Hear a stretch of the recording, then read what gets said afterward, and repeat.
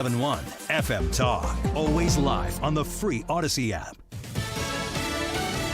Debbie turns deadly. I'm Lisa Lacera, Fox News. At least 2 people have died in the storm, which came ashore this morning as a Category 1 hurricane. Deputies in Levy County say a tree fell into a mobile home, crushing a 13-year-old boy to death. Florida Emergency Manager Kevin Guthrie says do not go out. If you are sheltering at home, do not leave at this point in time. Just stay where you're at. Debbie's winds and rain stretch south along the Gulf Coast. Sarasota recorded a foot of rain this morning, and an 18-wheeler skidded off I-75 outside Tampa into a canal. Rescuers are trying to find the driver.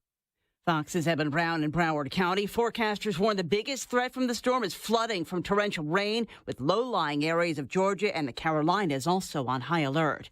President Biden and Vice President Harris set to meet with the national security team this next hour as Iran threatens an attack on Israel. Since these fears have bubbled up about this escalation, we know that the Pentagon has been deploying more resources, including ballistic missile defense cruisers to the region, also moving an additional fighter jet squadron.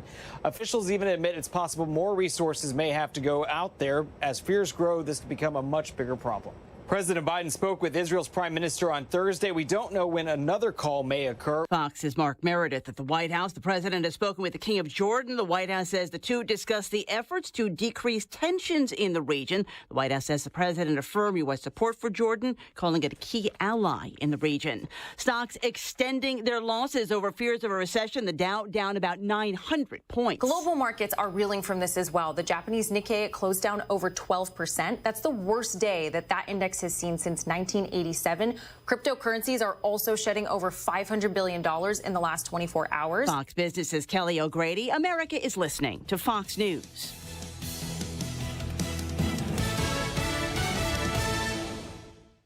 Getting quality employees to fill positions in your company is essential, but finding those people can be a major hassle, unless you use ZipRecruiter.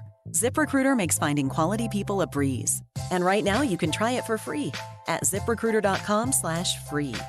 With ZipRecruiter, one click sends your job to hundreds of top job sites. But more than that, ZipRecruiter's advanced technology identifies the candidates with the skills you need, sends you a list of great matches to review, then actively invites them to apply for your job. And the results speak for themselves. 4 out of 5 employers who post on ZipRecruiter get a quality candidate within the first day. That's right, the first day. Now you can focus on your business and let ZipRecruiter do the work finding the best people for you. See for yourself. Experience the ease, efficiency, and power of ZipRecruiter for free. Just go to ZipRecruiter.com/free. That's ZipRecruiter.com/free. ZipRecruiter.com/free. Air Comfort Service, heating, cooling, and insulation. Weather. Chief Meteorologist Dave Murray. Hardcore summer stays with us today and tomorrow. Sunny, hot, and humid going through our Monday afternoon. We should peak out at about 98. Tonight, clear, warm, and humid. 77 for the low. Tuesday, sunny, hot, and humid. 96. Wednesday, the transition day. Sunny skies, dropping humidity, dropping temperatures. 85 on Wednesday, low 80s, and nice. Thursday, Friday, Saturday. This is 97.1 FM Talk. Chief Meteorologist Dave Murray. Are you worried about the state of the economy? Concerned about market crashes and rising inflation wiping out your savings? At Noble Gold Investments, we understand your fears and have a solution. Call us today at 1-888-403-1050. Imagine safeguarding you and your family with a tangible asset that has stood the test of time. Gold. With Noble Gold Investments, you can diversify your portfolio and protect your wealth from economic turmoil. Our team will guide you through the process, ensuring you make informed decisions that best suit your needs. Call Noble Gold Investments today at 1-888-403-1050. That's 1-888-403-1050. The future is uncertain. Take control now. Call 1-888-403-1050. Past performance may not be indicative of future results. Investing in precious metals, including gold, involves risks. Consult with your tax attorney or financial professional before making an investment decision. I have a save the date for Stray Paws Rescue's annual party. Has food trucks, drinks, raffles, all the good stuff, and puppies, doggies looking for their forever home. If you could, or if you want to, it's in St. Peter's, just go to my website. That is bartinman.com. So that's Bart with a B, Inman with an I.com. It's July 27th, 12 to 5 p.m. out in St. Peter's. It's a good time. I'll be there. I just don't know when I'm going to be there, but you get to meet all the volunteers. But if you're looking to do something and you would like just to volunteer, again, go to the website. Can never have enough volunteers. Or if you would like to, if you have a couple dollars and you would like to help a dog out, help a dog out. Help me out. No, not for me. Help a dog out. Again, that is July 27th. Saturday. It's on a Saturday, 12 to 5. Thanks for your help in advance, and God bless. Hi, this is former St. Louis County Police Chief Tim Fitch, and I am endorsing Mark Harder for the State Senate Race 15. I know firsthand, Mark has been a strong supporter of our police and first responders. Over the years, we sponsored legislation together to increase funding and equipment for our county police. We worked together to crack down on car and catalytic converter thefts and the proliferation of drugs like fentanyl in our community. Mark Harder is the right choice for voters in West County on August 6th. Paid for by Citizens to elect Mark Harder, Chuck McCluskey, Treasurer. Don't let a cold, sinus infection, or allergies ruin your day. Breathe easier, sleep better, and feel healthier with Navage. Visit Navage.com, Walmart, Walgreens, CVS, or a store near you. Are you ready to shape the future? Missouri is crafting its master plan on aging, and we want to hear from you. Visit health.mo.gov/aging to share your thoughts, ideas, and concerns. We can create a vibrant, inclusive future for all generations. That is exactly what I needed to hear. Thank God someone here knows what they're talking about. That's us. That's right. Gotta love this American ride. All right, you need to take the time and get the full picture.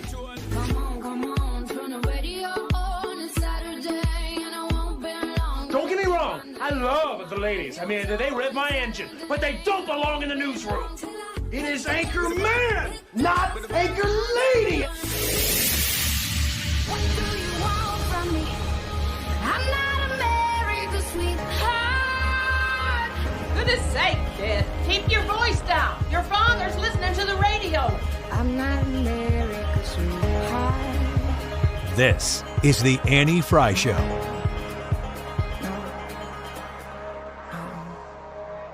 Now, open. We're off. We're running. And I want to see how deep the red ink is flowing. Right from the get-go, we're down, 1,000 points on the Dow. That's 2.7%. Let's talk percentages here. That's what we have to watch.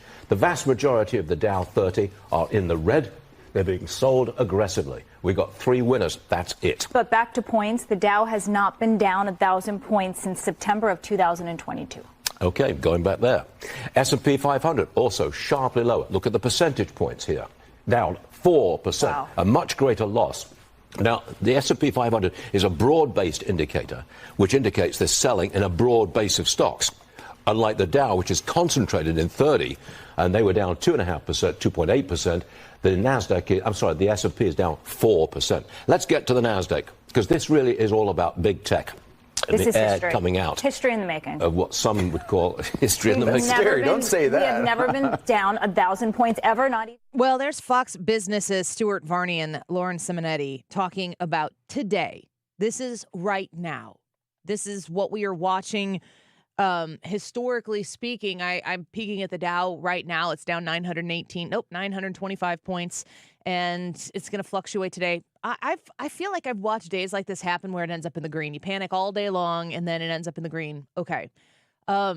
What is happening right now in our country, in our economy? How does it compare to the global economy? That is the key point that we continuously hear from the Biden-Harris, or should I say Harris-Biden administration, is that, you know what? It doesn't really matter what we're doing in the context of just us. It's that it's better here than it is anywhere else. Last night, while I was watching the news, getting ready for bed, or reading the news, I should say, and I was looking at the markets in Japan and South Korea, and it was really pushing the idea that today was going to be some kind of day in our market system. And so far, that has been the case. We are talking once again, very much so in a top headline kind of way, about recession. We got a jobs report last week that was not good. We got the Fed met, they held rates. We have a recession we have inflation that continues to march on and make it difficult for you as a hardworking American tax-paying citizen, not just to make ends meet, but you have every right to want to get ahead. You have every right in the United States of America to want to work your butt off and enjoy the fruits of those labors. Even the phrase, get ahead, I mean, when you think about that for a second and you put it into the context of what we hear from Republicans running for office and what we hear for Democrats running for office, and then you apply not just what they say when they're trying to get your vote, but you apply that to what they do when they get into office. Are you even allowed to get ahead in the Biden-Harris way of thinking about this country? Because if you get ahead, then that means that some people get left behind. If you're leading the pack, if your success has you a stretch ahead of the people who haven't worked as hard in this country, is that okay in the Harris-Biden America? Because I don't think it is. We hear a lot about equity. We hear some about equality, but they're usually used interchangeably. And often when you hear the people on the left talking about equality, what they're really talking about is equity. Kamala Harris even recently said that the idea is that we all end up in the same place. And that is as anti-American as it gets. People need to understand the idea that we should all start from the same place. It's different to say that we should all have the same starting line, but who finishes first and who finishes last? That's really up to us. In the world that we hear politicians talking about, especially when it comes to economic access and opportunity, there are people who do start that race at a disadvantage. I think you and I should be able to recognize that there are people who are disadvantaged in the race. And when those disadvantages are identifiable, there are things that we can do collectively to help even out the opportunity. But you cannot ever even out the outcome of that race without the government taking full ownership of the production and of the success, because they have to dole it out to make sure that everybody has the same thing. There's a word for that. It's ruined nations. Watching the news right now is burdensome. I bet you feel that. I bet when you tune into this show, I mean, obviously you're listening right now, but when you tune into this show, if you're getting in your car right now on your lunch break from work, you have choices. You can tune into 97.1 and hear about what's the latest thing going on with the market, with the economy. Steve Moore, who is an advisor to Donald Trump, he is incredibly connected and influential in the world of economics, is going to be with us at the beginning of the 1 o'clock hour. Stewie, my friend Stewie, yes, he runs Stewart's American Mortgage and is a partner with us here on the show, but he is also very plugged in, obviously, with the economy, with the Fed holding rates last week, what that means for home buying, but it's much broader than that. We've got our show full of experts when it comes to this issue. I am not an expert. I'm a 40-year-old dual income, raising 4 kids in the suburbs with a mortgage, and I'm trying to figure out why it's so gosh darn difficult right now to get ahead the way I want to get ahead. Do you feel that? Do you feel the strain and the stress of this moment in time, August 5th in the 2024 election year, and you're sitting here going, you know what, I am working my butt off. I am trying really hard to do my part, to meet my obligations, and yes, to in fact get ahead. It's incredibly clear at this moment in time that you have put yourself at a fork in the road where you get to choose one of two things. You can choose the path on the right that tries to clear the runway for you so that you can run as far and as fast as you can, or you can choose the option on the left which will say, here's where you're going to get to, and here's how you're going to get it, and here's what you're not going to do, and here's what you're going to have to do. They want to lay it all out for you. And you might think for a second, you might look at that left side of that fork in the road and think, well, that's a guaranteed end. I only have to do so much and I'm going to get the basics that I need. They're going to provide me with these things. You got to fund your way. You got to do the work to get to the end, and you will be stopped when you reach the point with which the people on the left say, you've done enough. That's enough for you. You're going to keep working, but you're going to be walking in place right now. And the fruits of your labor, they're not going to get you twice the distance ahead of where you are right now. We're going to take that work and we're going to give it to the people who are just deciding to show up to the starting line. And you're looking over your shoulder, you can barely see the starting line, and you're saying to yourself, well, what do you mean? I got to keep working my tail off for those people back there? They didn't even show up till right now to participate. Well, that's part of the deal. That's part of the game. You wanted security? Guess what? You can have it. It'll just cost your freedoms. Now, on the right side of that fork in the road, the options that you have on the right side, there is no guarantee of outcome.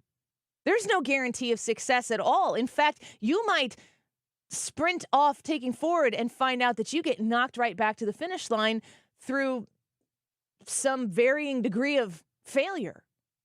But when you get back to that starting line, you're going to have the opportunity to sprint again.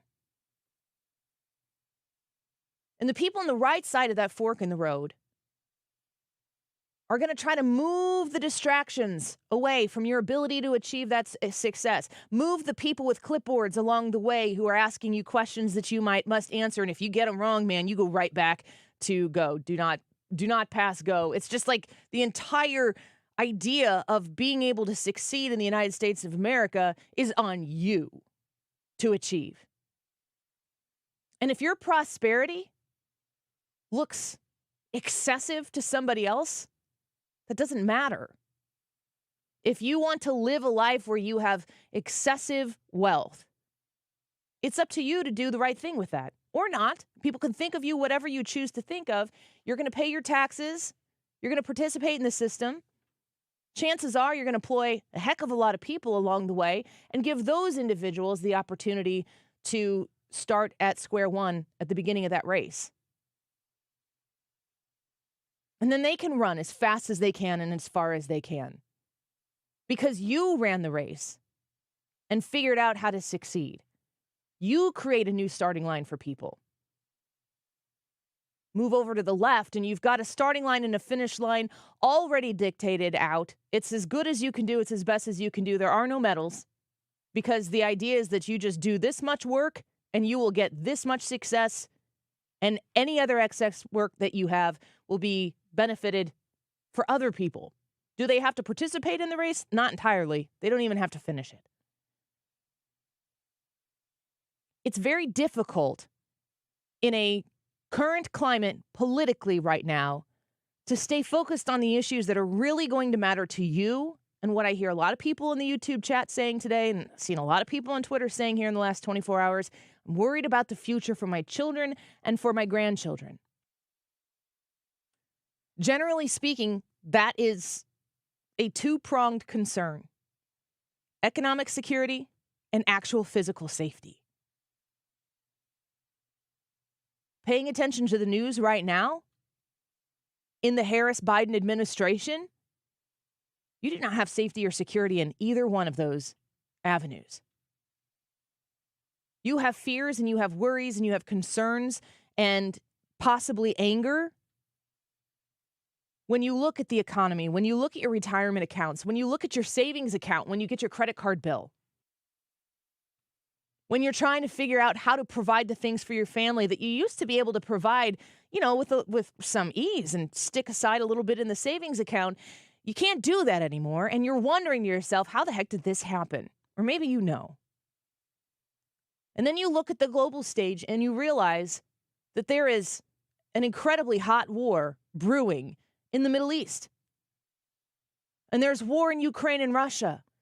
And China is sending armaments. And North Korea is partnering with China and Iran and supporting Russia. And Israel is sitting there asking itself, where are our allies and how strong of an allyship do we have with them?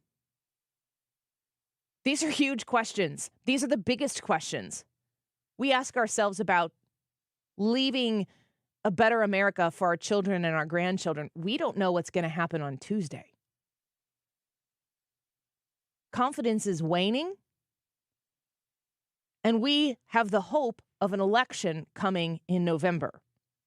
We have the ability in 92 days to do something about this.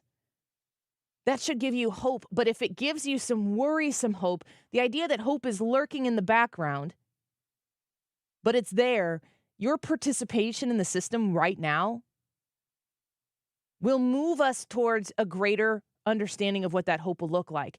And it starts with truth. It starts with honesty. You cannot turn on the television or the radio and know that you're getting straight honesty and straight truth. I'm here to digest everything I read, everything I watch, everything I hear, and I'm just giving you my look at it. But I question every day, what is true? What is real? We have a dishonest media that is invested more in the protection of a political party than they are in exposing truth. Republicans or Democrats, be damned. Real, actual truth so that you can be the ultimate decision maker, so that you can consume the truth and think of it whatever you might. They can't trust you with that. So it gets laundered through a slant, through an avenue of thinking that makes sure that at the end you get it right because they did the thinking for you. And then they work to instill fear, if not even anger, in you so that you vote emotionally, not through your senses, not through your objective assessment of what is actual, real, and true.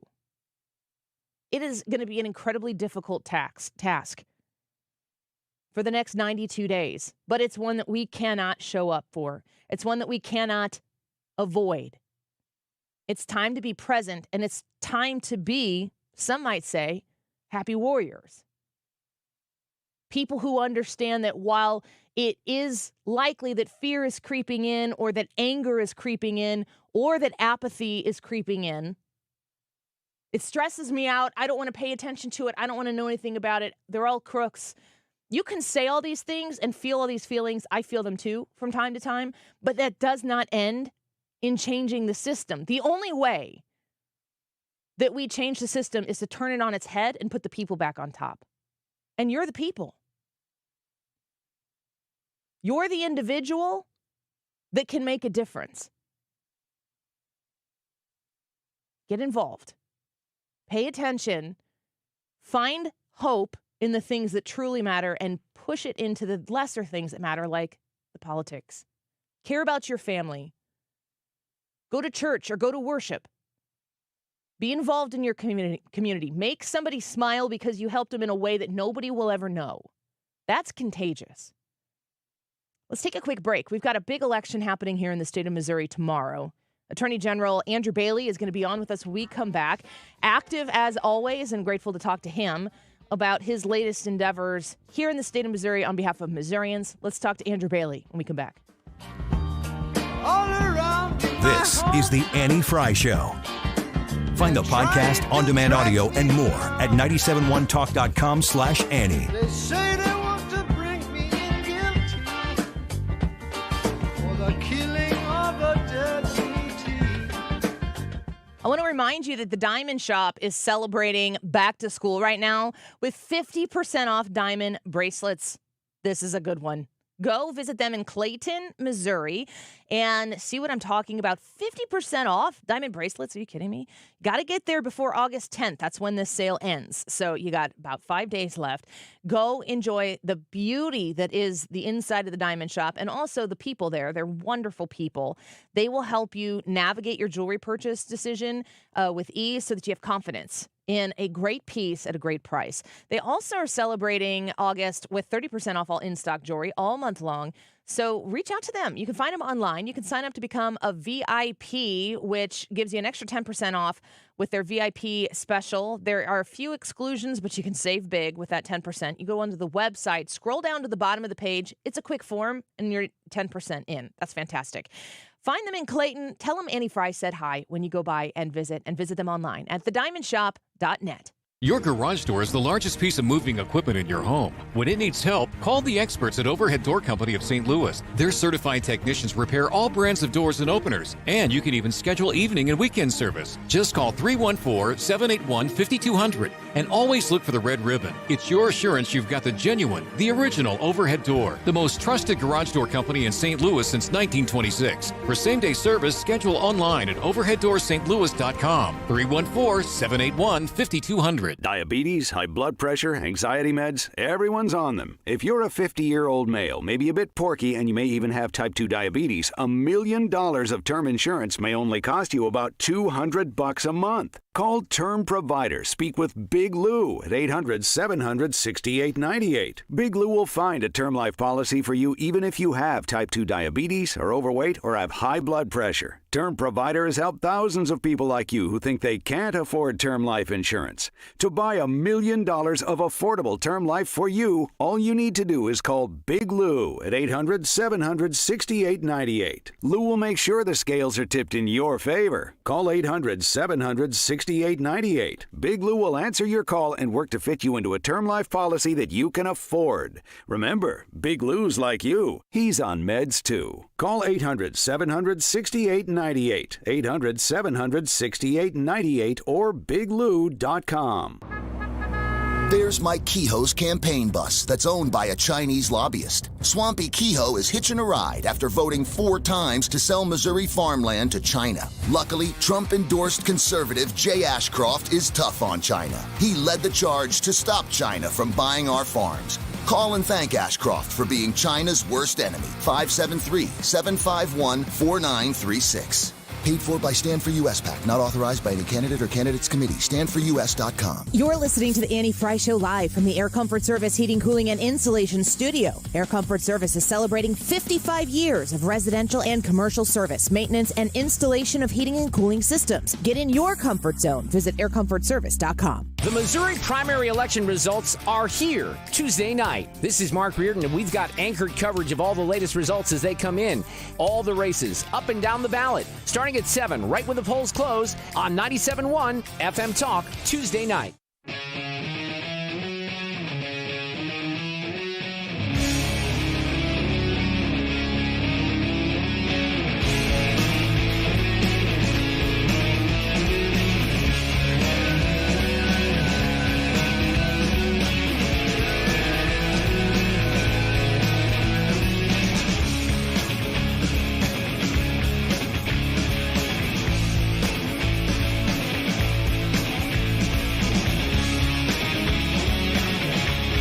There will not be another foot of wall constructed on my administration. Well, Joe Biden there, that's 2020. Joe Biden saying, nope, not another foot of wall. Very anti-wall that Joe Biden is. The Biden-Harris administration not interested in those vanity projects that would be, securing our actual southern border, very much so opposed to building that wall. I want to get to our next guest. Excited to have with us the Attorney General for the state of Missouri, Andrew Bailey. Welcome back to the show. It's great to have you back here.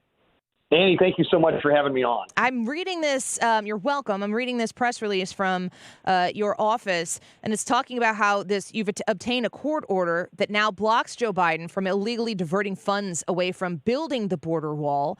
What did your office do to pursue this action, and what is the result here? This is August of 2024. What is this development?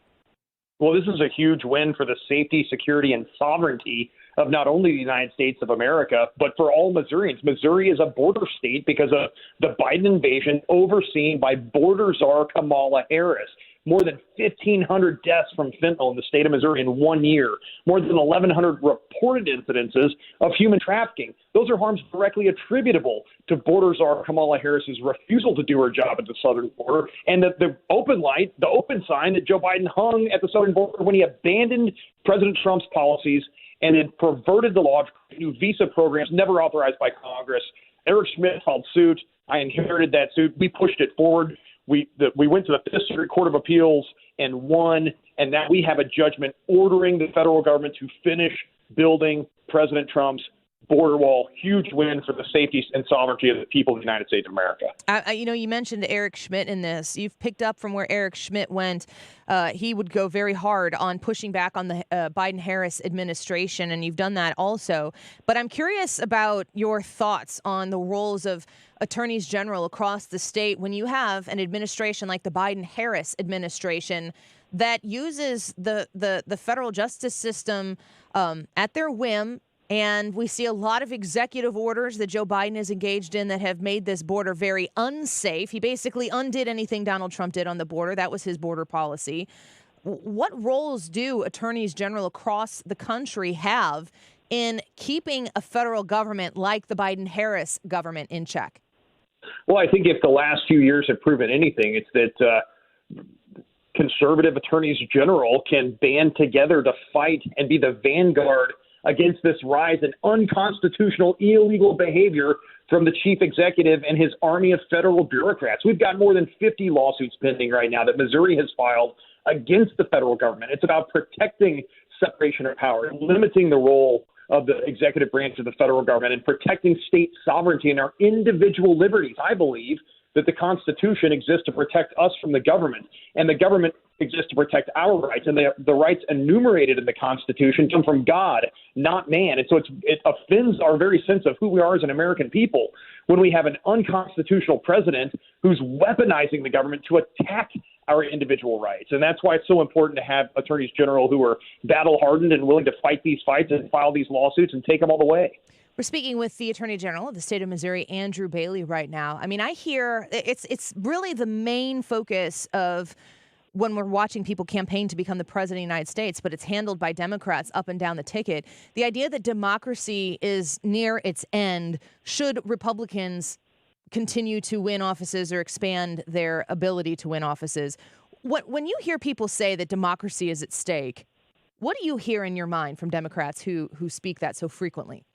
Hypocritical lies. I mean, this is the party who did the ultimate bait and switch by removing the presidential candidate that people in states across America and either primaried or caucused for. Thousands and thousands and thousands of votes by Democrats have been cast because they want to see Joe Biden at the top of the ticket on the Democratic side. And then in the dark of night, they switch out the candidates, and now it's Kamala Harris, and she's just anointed without any democratic process at all. I would also point out that the left is committed to lawfare in all of its forms. It's not only illicit witch hunt prosecutions of Republicans, but it's censorship on big tech to silence our voices. It's flooding this country with illegal aliens and trying to pack the polling places with criminal aliens who have no lawful right to vote in this country. It's buying off a key demographic with quote-unquote student loan debt cancellation that the Supreme Court has already rejected. I mean, these are all the tools in the left's toolbox that are undermining democracy and undermining the rule of law. So don't be fooled by their hypocritical lies.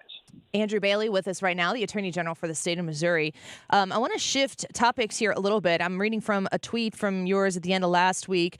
I've launched an investigation into Lifetime Fitness for allowing a biological male into women's locker rooms. The gym faces potential criminal and civil liability for putting Missouri's women and girls in harm's way. I'm issuing subpoenas.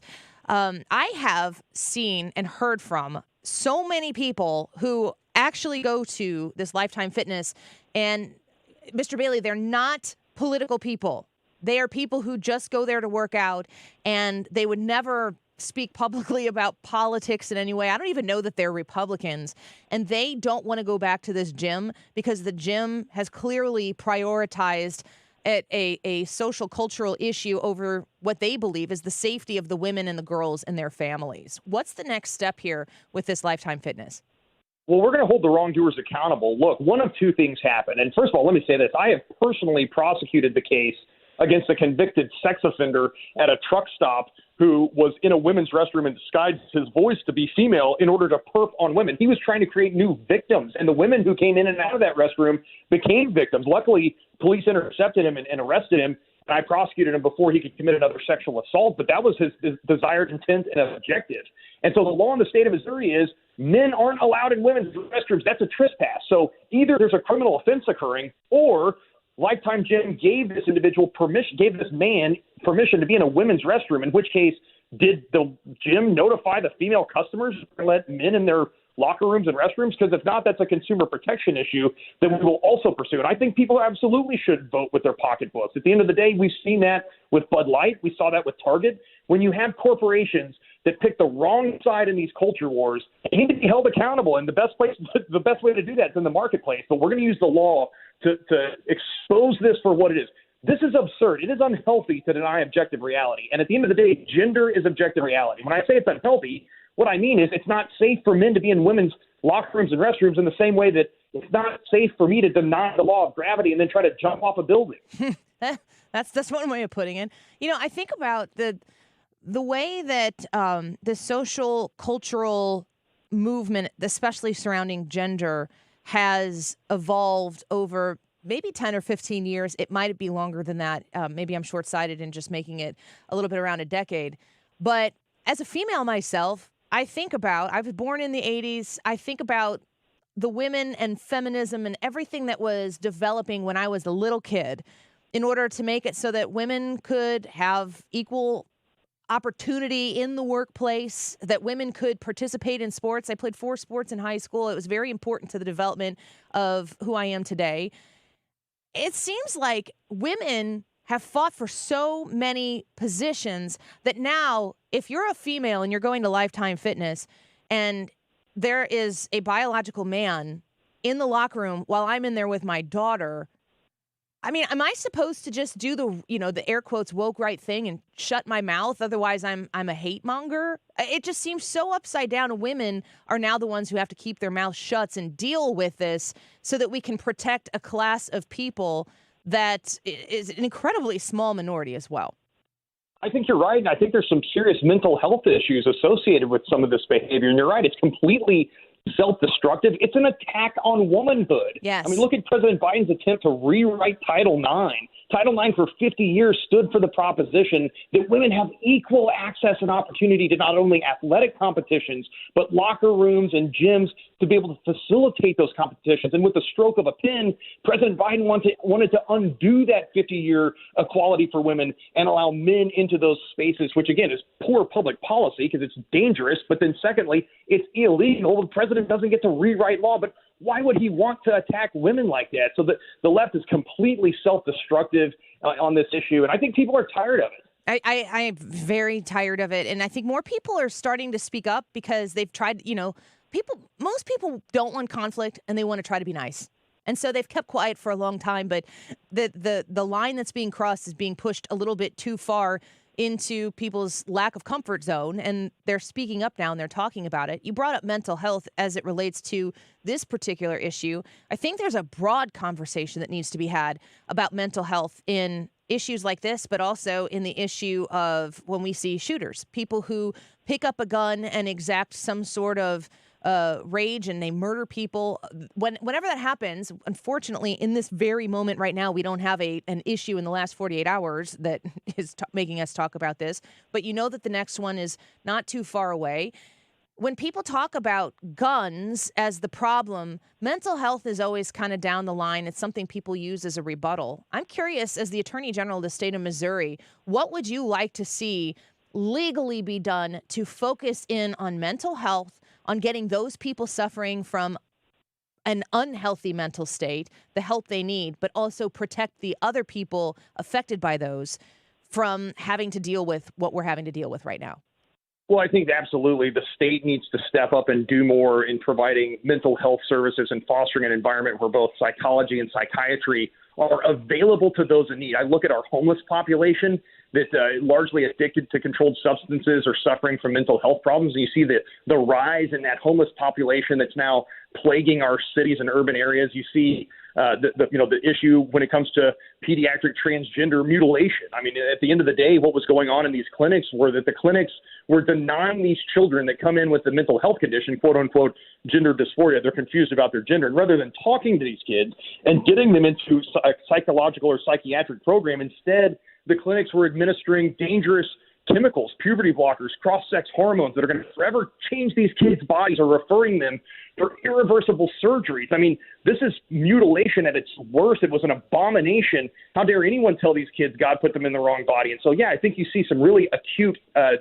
need for increased mental health services across these different issues. And I think that it all starts with speaking truth and being willing to, you said this is a biological male who's trying to find his way into a women's locker room at Lifetime Fitness. And that fact is enough to turn some people inside out. But you seem fearless in your willingness to say what you believe to be objectively true, scientifically based. That's where this all starts. And that's really something that people who don't have the legal acumen that you, of course, do, like I do not, but speaking truth, I think that that's a really, really great place to start, and it's much needed. Well, I can't thank you enough for covering these important issues and helping shine the light of truth on this abomination and on the mental health condition that underlies so much of this self-destructive behavior and being willing to stand up and be on the right side of the issue. And I'm just proud to live in a show-me state where results matter and people see the work we're doing on these issues and are proud of it. Andrew Bailey, we appreciate you being with us here today. We know Election Day is tomorrow. You want to make a final appeal here on the Annie Frey Show for people to participate in that important election tomorrow in the state of Missouri? Hey, we've been fighting and winning for Missouri since I took office, between removing the source-backed prosecutor in the city to shutting down the gender mutilation clinics to winning the lawsuit to force Biden to build the border wall. These are significant wins to protect Missourians. I want everybody to go out to the polling place tomorrow and vote Bailey, and let's bring home the win. Thank you so much for the time today. We always love speaking with you, and good luck tomorrow. Hey, God bless you and your listeners. Talk soon. You as well. Bye-bye. The Attorney General for the state of Missouri, Andrew Bailey. Of course, he is running for Attorney General. His main competitor there is Will Scharf, and I believe Will Scharf is on with us tomorrow. Is that correct? Yes, ma'am. Yes, he is. All right. It's going to be a big day tomorrow in Missouri, and I'm excited for all of you who get to vote tomorrow and make your selection. And again, just very envious of all of the wonderful options that you have on your Republican primary ticket. Let's take a quick break. Wiggins America, when we come back, he's going to give us the Monday roundup, which is, of course, the wildest ride in the wilderness. Our YouTube poll for today: how does this news cycle make you feel? What does this news cycle make you feel? Fear? Hope? Anger or apathy? Annie Frey YouTube channel, live broadcast right there. You can go vote. Leave a comment if you so choose. We've got a lot of people weighing in on this one. Chris says 100% anger. This is why I lend half an ear to it all and live my life as full as I can to distract from it. You agree with Chris? We'll be right back.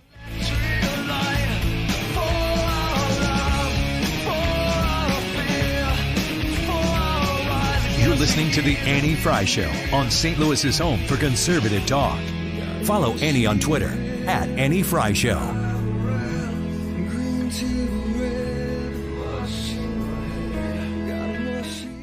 The Retirement Advisory Group has a few seats left for tomorrow's event. It's at the Frontenac Hilton, Tuesday. That's tomorrow, August 6th. Tomorrow at the Frontenac Hilton. The event starts at 6:30. That's when everything gets going. I'm going to be there from 6 to 6:30, hoping to meet each and every one of you that is showing up. So make sure you get your spot reserved for the few that are left in the room at this beautiful hotel, the Frontenac Hilton. Again, it starts at 6:30, but I'll be there from 6 p.m. till 6:30, trying to meet you and getting to know you a little bit. It's always a great time. This is an event where you can learn more about how to protect your future. Is there economic uncertainty out there that's making you a little worried? This is when you need Thomas Helbig, Bob Kershaw, Tammy Kershaw of the Retirement Advisory Group to give you the advice you need for nearing retirement or recent retirees to make sure that you make every smart transition and tip to ease into a worry-free retirement. Here's how you reserve your spot. Call 314-993-9494, 314-993-9494, or go online to retirementkey.com. Joe Biden and the radical left opened our borders. They sent border wall materials to the scrapyard and let in more than 7 million illegal immigrants. Why? They think they're importing future Democrat voters, changing our elections forever. Mary Elizabeth Coleman is fighting back. She's a conservative mom on a mission, running for Secretary of State to save the integrity of our elections. Here's Mary Elizabeth Coleman. There are 77,000 illegals in Missouri. This isn't just an invasion, it's an occupation.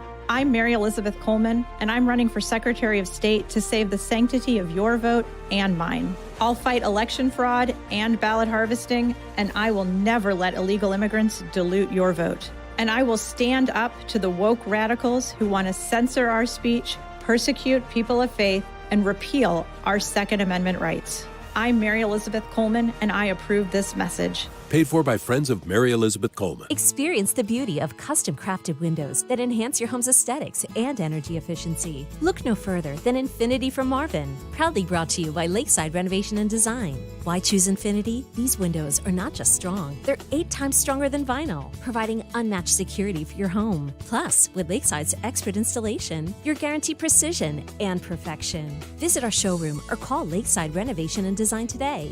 Elevate your home with Infinity from Marvin, where strength meets style. By now, you've heard Adam Schnelting's false attack ads. Don't buy his lies. Adam Schnelting says he opposes the transgender agenda, but he's trying to conceal the truth. Schnelting has received more than $71,000 from liberal trial lawyers. Those same trial lawyers supporting Schnelting also gave over $100,000 to a liberal group that supports men playing girls' sports, supports men using girls' bathrooms, and even supports gender mutilation surgeries for minors. To make matters worse, Adam Schnelting says he supports our gun rights, but he's received thousands from leading anti-gun lawyers that filed a massive lawsuit against gun makers and gun owners. But that's not all. These liberal lawyers don't just fund Adam Schnelting's campaign, their anti-gun lawsuits, or the transgender movement. They've also been leading funders of Hillary Clinton, Barack Obama, and even the Joe Biden-Kamala Harris ticket. Adam Schnelting. With friends like that, conservatives just can't trust him. On August 6th, don't forget Adam Schnelting. He's loved by liberals, and he lies like one too. Gladius PAC is responsible for the content of this advertising, paid for by Gladius PAC, and is not authorized by any candidate or candidates committee. I can see clearly now thanks to the doctors at Ophthalmology Associates. Doctors Greg Birdie, Ranjan Malhotra, Robert Brusati, Andy Royer, and introducing Samuel Berry. You can too. Call 314-966-5000 or check out youridoc.com. That's youridoc.com. A weak White House, an invasion of illegals, and the woke mob attacking our values. That's what Phil Cristofanelli is fighting for Missouri's future. He supported sending the National Guard to secure the southern border. He defunded sanctuary cities. And Phil Cristofanelli backs the blue to keep our neighborhoods safe from gangs, fentanyl, and human traffickers. He's been named one of Missouri's most conservative legislators year after year. Cristofanelli stands up to the radical left and weak-kneed Republicans. Pro-life, he helped pass one of the nation's strongest anti-abortion laws and defunded Planned Parenthood. Pro-Second Amendment, he stood up for our gun owners and constitutional rights. And Cristofanelli is keeping men out of girls' sports and locker rooms. Phil Cristofanelli, an unwavering conservative for state senate. Paid for by Friends of Phil Cristofanelli, Dan Raker's treasurer. Well, if you're watching the Annie Fry Show on YouTube, or you'd like to, you can vote in today's YouTube live chat poll. What does this news cycle make you feel? You have 4 choices. 1, fear. 2, hope. 3, anger. And 4, apathy. Let us know what you think about the way the news cycle is making you feel right now. 1247. This time check is sponsored by Jerry Kelly Heating and Air Conditioning. It's time for a $98 AC tune-up. The Missouri primary election results are here Tuesday night. This is Mark Reardon, and we've got anchored coverage of all the latest results as they come in. All the races up and down the ballot, starting at 7, right when the polls close, on 97.1 FM Talk, Tuesday night. The Annie Fry Show is streaming online. Watch us live on YouTube and subscribe.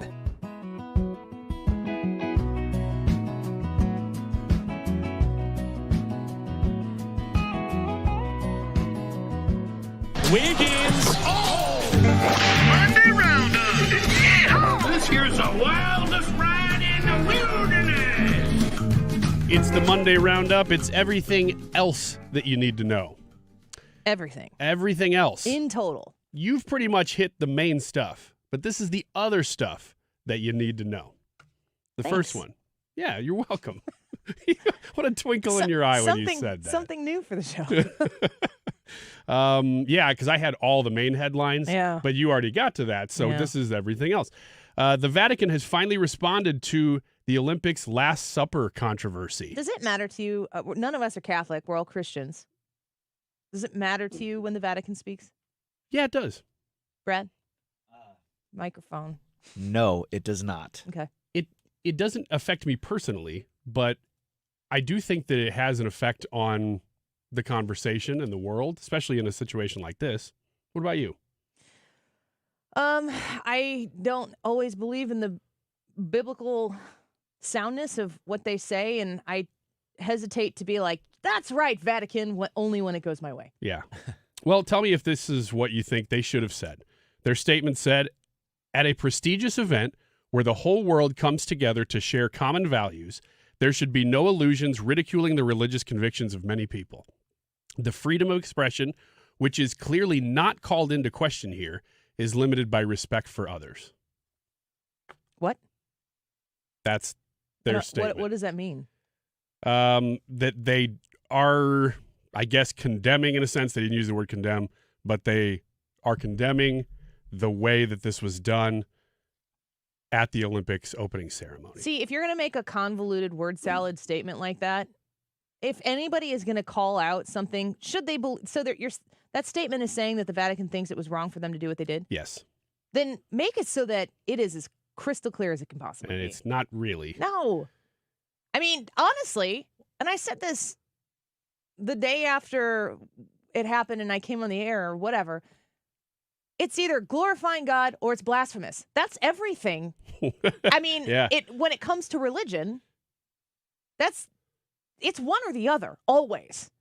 And it's a little more difficult, or I don't know what it is. For me to come on here and be a radio show a talk show host or whatever and start talking about this, there are people listening who are like, Annie, this is not for me. This is not why I listen to you. I respect that. So we try not to overdo it, whatever.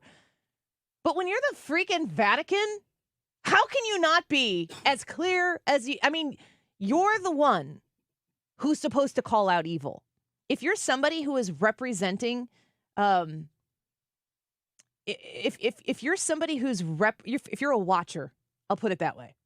If you're a watcher and your job is to identify and call out evil, and you take a pass on it, I mean, the Bible talks about specifically those people who are enshrined with that extra responsibility and extra consequences for missing the mark.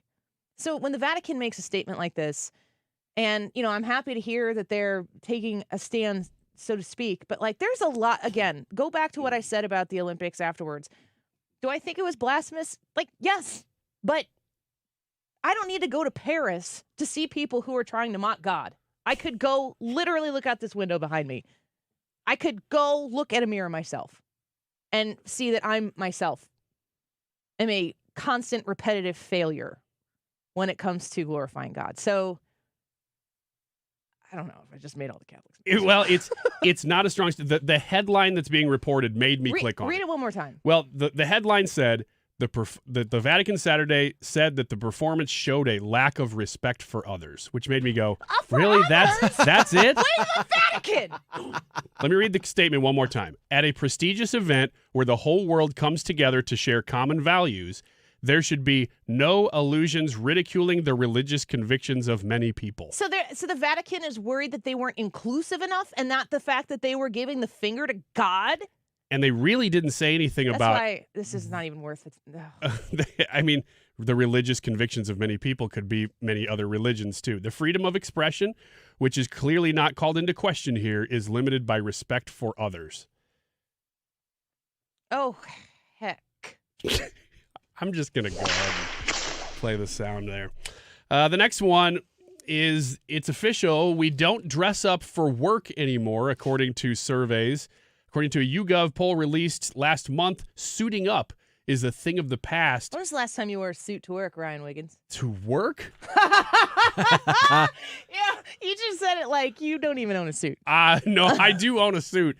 It's I bet the last time decent. I bet the last time you wore a suit was to the Madison County Lincoln Day dinner when you came with me and you were super tan. No, it wasn't. That was the second to last time. You know, the last time I wore a suit? Mm-mm. To Brian Kilmeade's event. I was going to say. Christmas. In December. No, you got a nice suit. You should wear it tomorrow.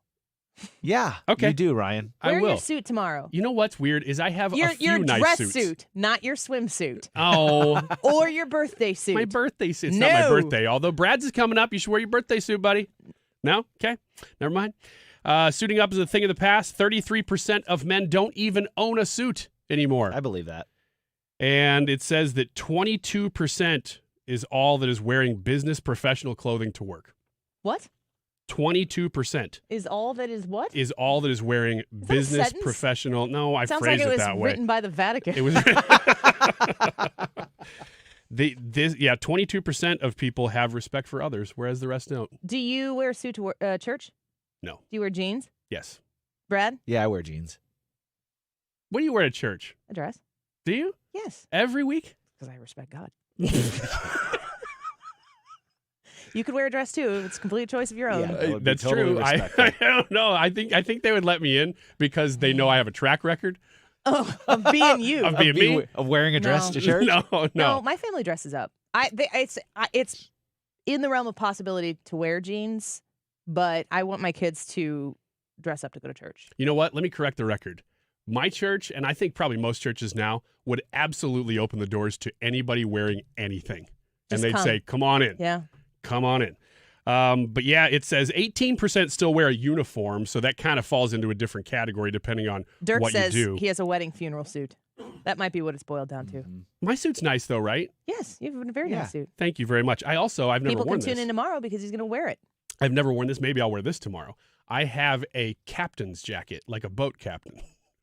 Wear your suit. I've never had an occasion to wear the boat captain You need to jacket. wear your suit and then just walk around sales. Oh, yeah? And just start talking shop. Just kind of leaning on things. Yeah. Hey, what do you guys If you do? get 6 clients out of this, I'm going to need to borrow your suit. That's going to be great. I'll do it if I remember because I probably won't. Text me tonight. Just say suit. I am not your keeper. Yes, you are. I am, in fact, not. You are. You No. remind me of very many important things. I do, but that's usually after the fact. One last quick thing.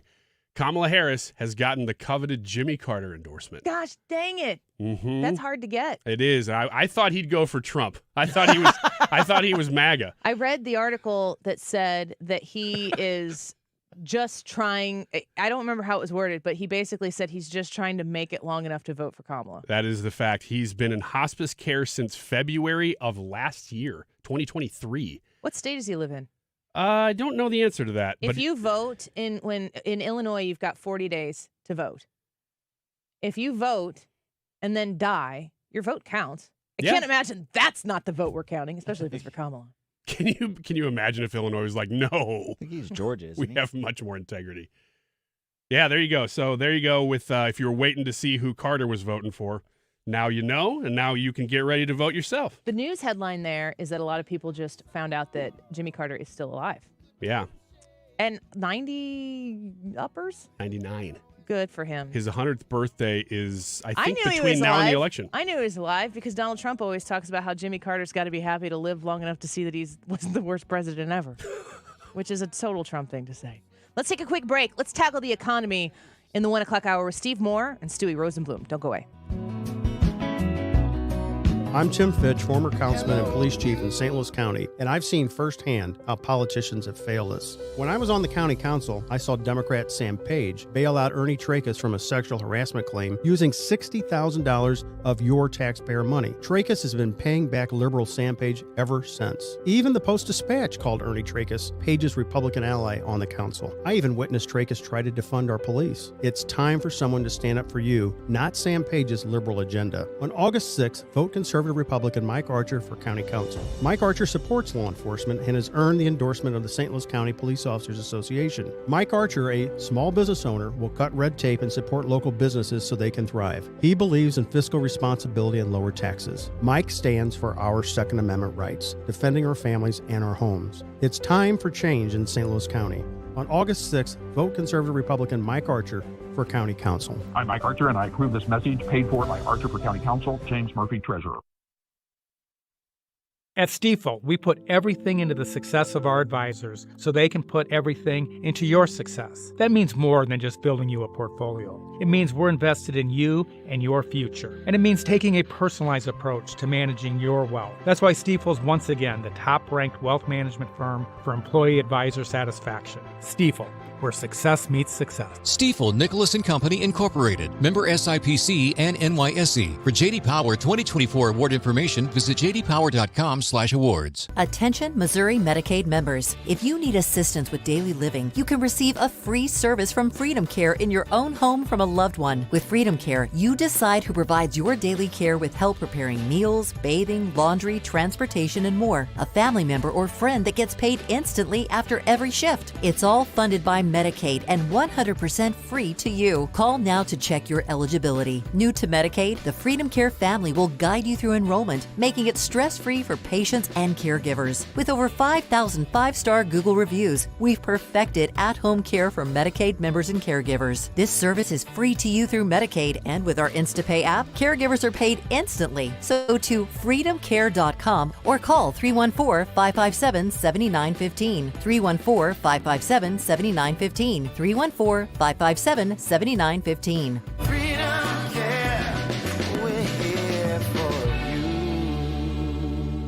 KFTK FM Florissant. From the Under Law Injury Lawyers, GetJim.com studio. That's GetJim.com. 97.1 FM Talk. Always live on the free Odyssey app. With this in mind, Israel is taking steps to prepare for a prolonged conflict, as reports indicate the initial Iranian response could come in waves. Fox's Trey Inks in Haifa, Israel. The White House says President Biden spoke with King Abdullah of Jordan to discuss ways to de-escalate tensions. This as the UN says 9 members of its relief agency for Palestinian refugees may have been involved in the October 7th Hamas attack, and it says they will be fired. At least 4 people have died in what is now tropical storm Debbie after it slammed into Florida's Gulf Coast as a Category 1 hurricane this morning. This storm has started to topple trees all across the Florida Panhandle, including across I-10. Now we're looking at a situation where the Florida Highway Patrol has actually shut down a good chunk of I-10. Far too many trees now blocking all lanes of traffic. Fox Weather's Nicole Valdez in Madison, Florida. Debbie is about 120 miles north of Valdosta, Georgia, with maximum sustained winds of 70 miles per hour. The former police chief in Marion, Kansas, expected to be charged with obstruction of justice over his conduct following a raid last year on a newspaper in his town. Wall Street continuing its sell-off over fears of a recession sparked by Friday's jobs numbers. The Dow now down about 950 points, about 2%. America's listening to Fox News. Getting quality employees to fill positions in your company is essential, but finding those people can be a major hassle, unless you use ZipRecruiter. ZipRecruiter makes finding quality people a breeze. And right now you can try it for free at ZipRecruiter.com/free. With ZipRecruiter, one click sends your job to hundreds of top job sites. But more than that, ZipRecruiter's advanced technology identifies the candidates with the skills you need, sends you a list of great matches to review, then actively invites them to apply for your job. And the results speak for themselves. 4 out of 5 employers who post on ZipRecruiter get a quality candidate within the first day. That's right, the first day. Now you can focus on your business and let ZipRecruiter do the work finding the best people for you. See for yourself. Experience the ease, efficiency, and power of ZipRecruiter for free. Just go to ZipRecruiter.com/free. That's ZipRecruiter.com/free. ZipRecruiter.com/free. Air Comfort Service, heating, cooling, and insulation. Weather. Chief Meteorologist Dave Murray. Hardcore summer stays with us today and tomorrow. Sunny, hot, and humid going through our Monday afternoon. We should peak out at about 98. Tonight, clear, warm, and humid. 77 for the low. Tuesday, sunny, hot, and humid. 96. Wednesday, the transition day. Sunny skies, dropping humidity, dropping temperatures. 85 on Wednesday, low 80s, and nice. Thursday, Friday, Saturday. This is 97.1 FM Talk. Chief Meteorologist Dave Murray. Mark Cox here. Join me, Annie Fry, and Mark Reardon, along with Thomas Helbig and Bob Kershaw of the Retirement Advisory Group for the Protecting Your Retirement Educational event, Tuesday, August 6th. It's at the Frontenac Hilton at 6:30 p.m. Seats are limited, so go online at retirementkey.com. Here's Thomas and Bob with more. Are you nearing retirement or already retired and wondering what to do with your life savings? Are you concerned how a major market correction will affect your retirement? Would you like to have a personalized, structured income plan that shows you the monthly income you'll receive in retirement and how to never outlive it? Did you also know if you're 59 and a half or older, you can roll over your company retirement plan tax-free to protect your nest egg from any more losses? You'll get all the answers and more. If you're 59 and a half or older, you cannot afford to miss this event. Protect your retirement nest egg and join the official financial advisors of my show, Thomas Helbig and Bob Kershaw, Tuesday, August 6th at the Frontenac Hilton at 6:30 p.m. Go online at retirementkey.com. That's retirementkey.com. Paid for by Lori Rook from Missouri. Ryan Rook, treasurer. Tuesday, you have a choice between the Jefferson City Swamp or me, Lori Rook. If we don't act now, they will continue keeping us in the dark about Missouri's finances. So when you see Lori Rook in that list of names, remember that I'm the one who isn't bought and paid for.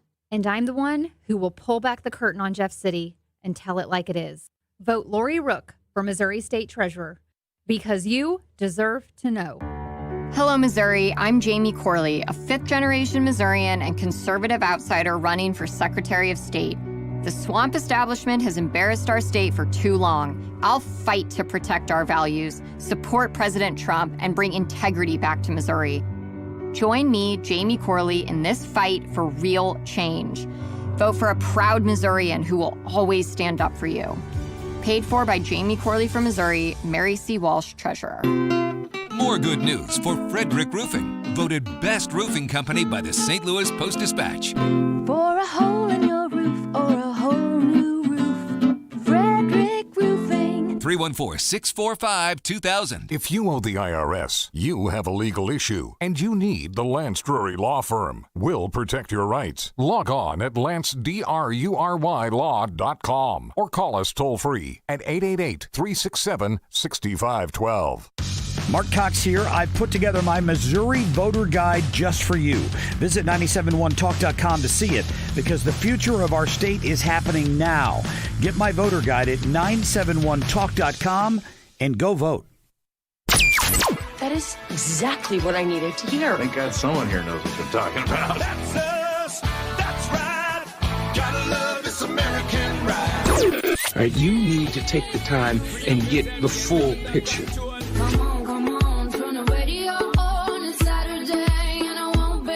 Don't get me wrong, I love the ladies. I mean, they rev my engine, but they don't belong in the newsroom.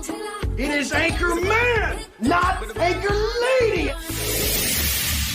What do you want from me? I'm not America's sweetheart. Goodness sake, kid. Keep your voice down. Your father's listening to the radio.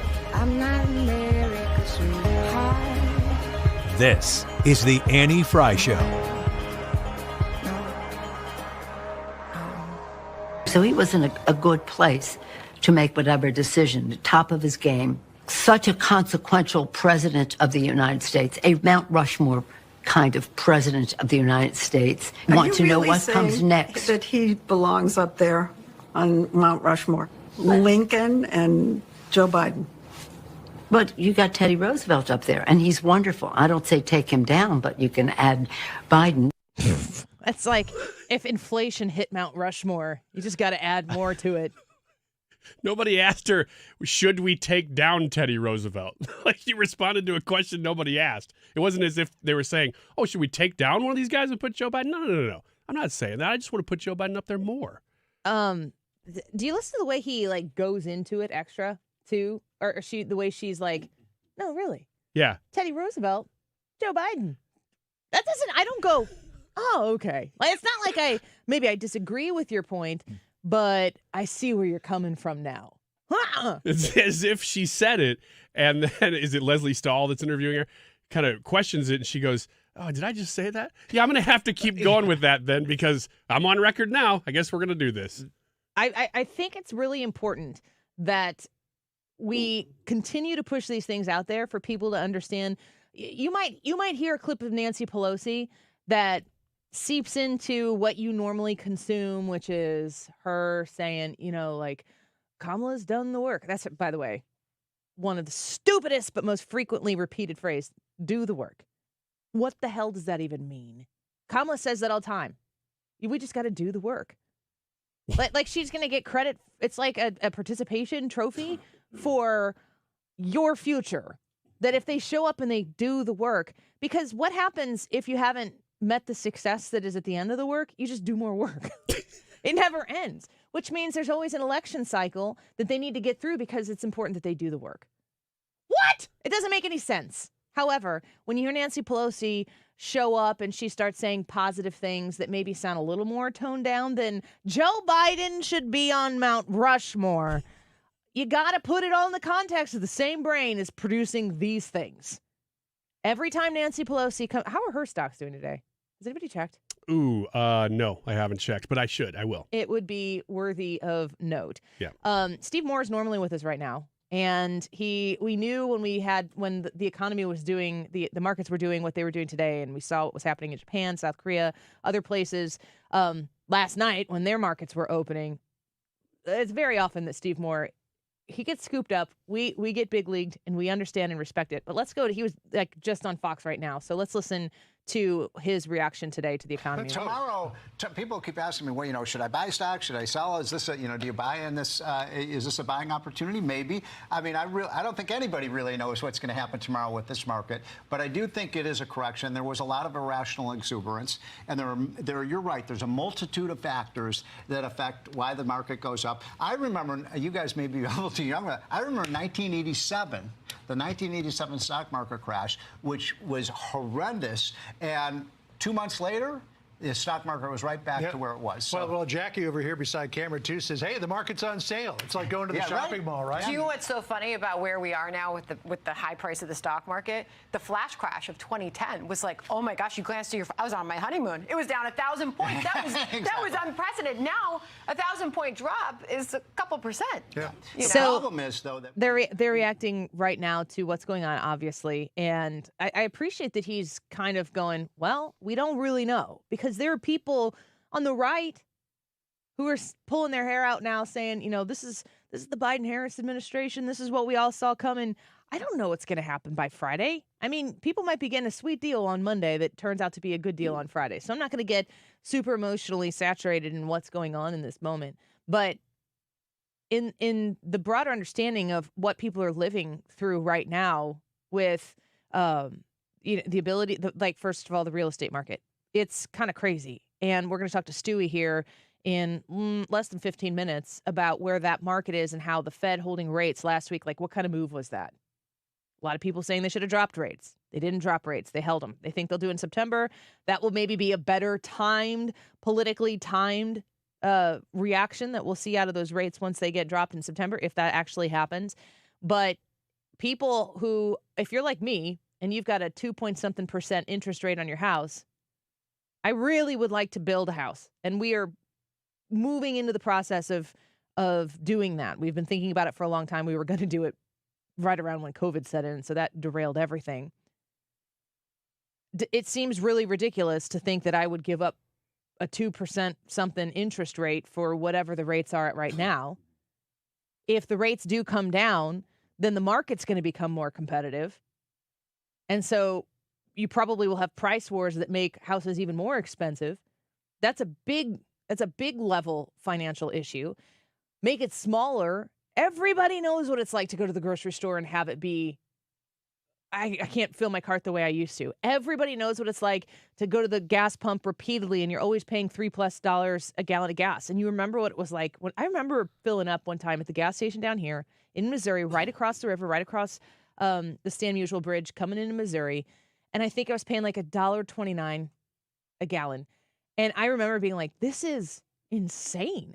This is crazy. And then I remember hearing people on the left being like, low gas prices is not good.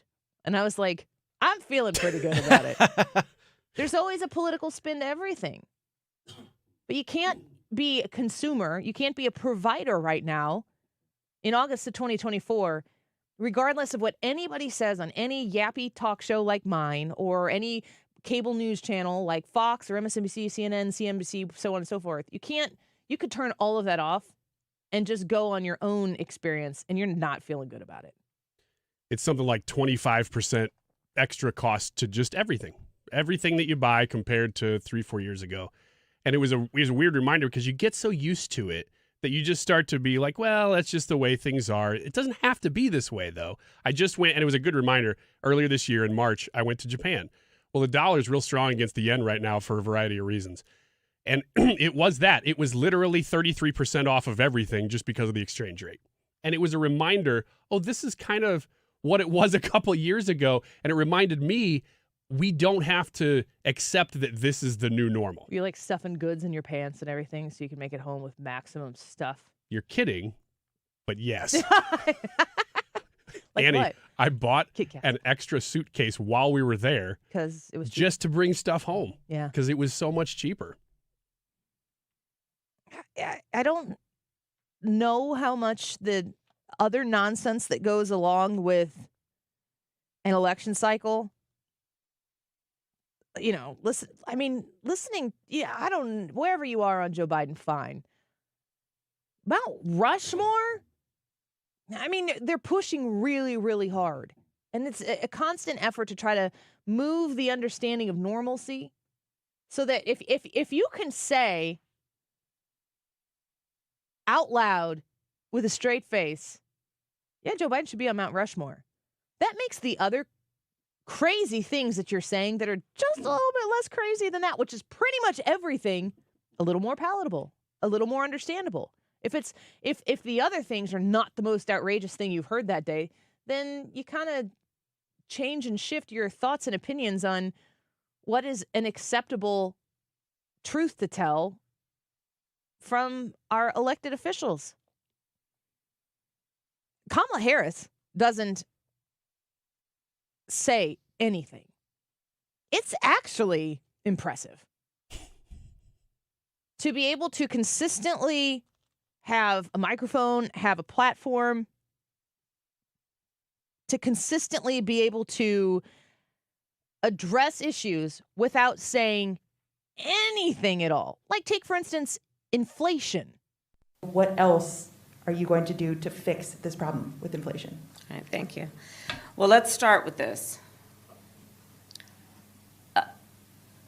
Prices have gone up, and families and individuals are dealing with the realities of that bread costs more, that gas costs more. And we have to understand what that means. That's about the cost of living going up. That's about having to stress and stretch limited resources. That's about a source of stress for families that is not only economic, but is on a daily level, something that is a heavy weight to carry. So it is something that we take very seriously, very seriously. And we know from the history of this issue in the United States that when you see these prices go up, it has a direct impact on the quality of life for all people in our country. So it's a big issue, and we take it seriously. And it is a priority, therefore. She basically just said that there is an economic principle known as inflation.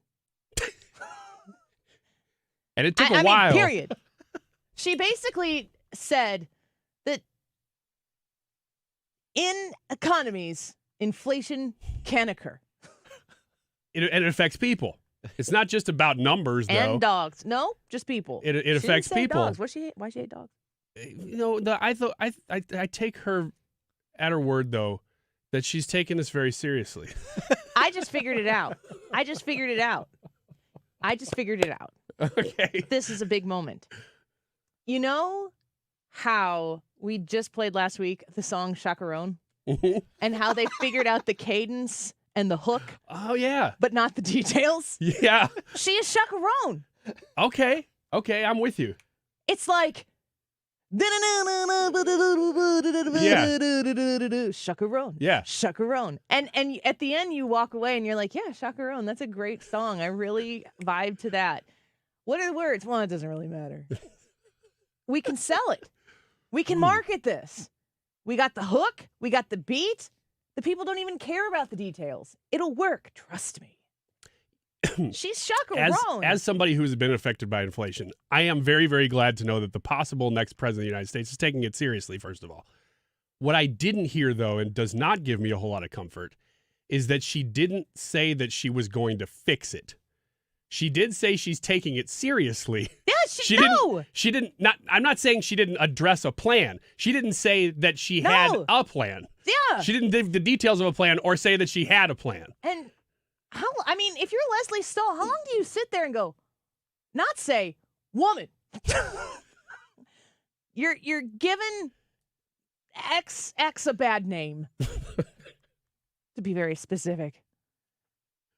How do you listen to that as an interviewer and go, you're not saying anything. You're not answering the question. Because if Trump talked like that, they would totally call him on it. And sometimes Trump does talk like that. He does the filibuster. Yeah. He doesn't stop talking. He answers the question in 100 words that really needs about 10. Absolutely. But he answers it. She goes 200 words and says like negative thing. Like you actually take backward steps by the time you're done with the conversation. Like I understood inflation better before hearing her explain it? Yes. I think you might be right. The other thing is that Trump, while he does give an answer, once in a while, he will do the thing where he says, yes, I will deal with this war. And you go, what's your plan? And he goes, I'm not going to tell you. But he explains, if I tell you, then they know. That's if exactly I tell right. you, I can't negotiate the way I need to negotiate. He doesn't say that when it comes to the border wall. He doesn't say that when it comes to, providing tax relief for the American people. He's got a plan. And he'll sit there and he'll explain the whole darn thing to you if you want to hear it. But he's got a plan. And he's got people. And it's just the opposite with Kamala. She says there are so many words and nothing is said. And it's actually really impressive. All right, let's take a quick break here. We're going to talk to Stewie. When we come back, he's going to be in studio with us. I'm excited to talk to him about the Fed holding rates last week and what that means right now, watching the markets do what the markets are doing. And you okay? Brad hit his head on the mic. Yeah. Are you good? Sorry. Yeah, I'm good, I guess. He's doing a lot. He's moving a lot. All right. Let's take a quick break and get Stewie, my friend and partner from Stewart's American Mortgage, sponsor of the show, in studio. When we come back, if you got questions that you think Stewie might have the answer to, you can leave them there in the Annie Fry YouTube live chat as well. There she is. Yeah. We'll be right back. Macaron, yeah, macaron, no, chacaron, chacaron, chacaron, chacaron. So you're now no longer are you necessarily keeping those private files in some file cabinet that's locked in the basement of the house. It's on your laptop, and it's then therefore up here in this cloud that exists above us, right? It's no longer in a physical place. This is the Annie Fry Show. Follow Annie on Twitter at Annie Fry Show.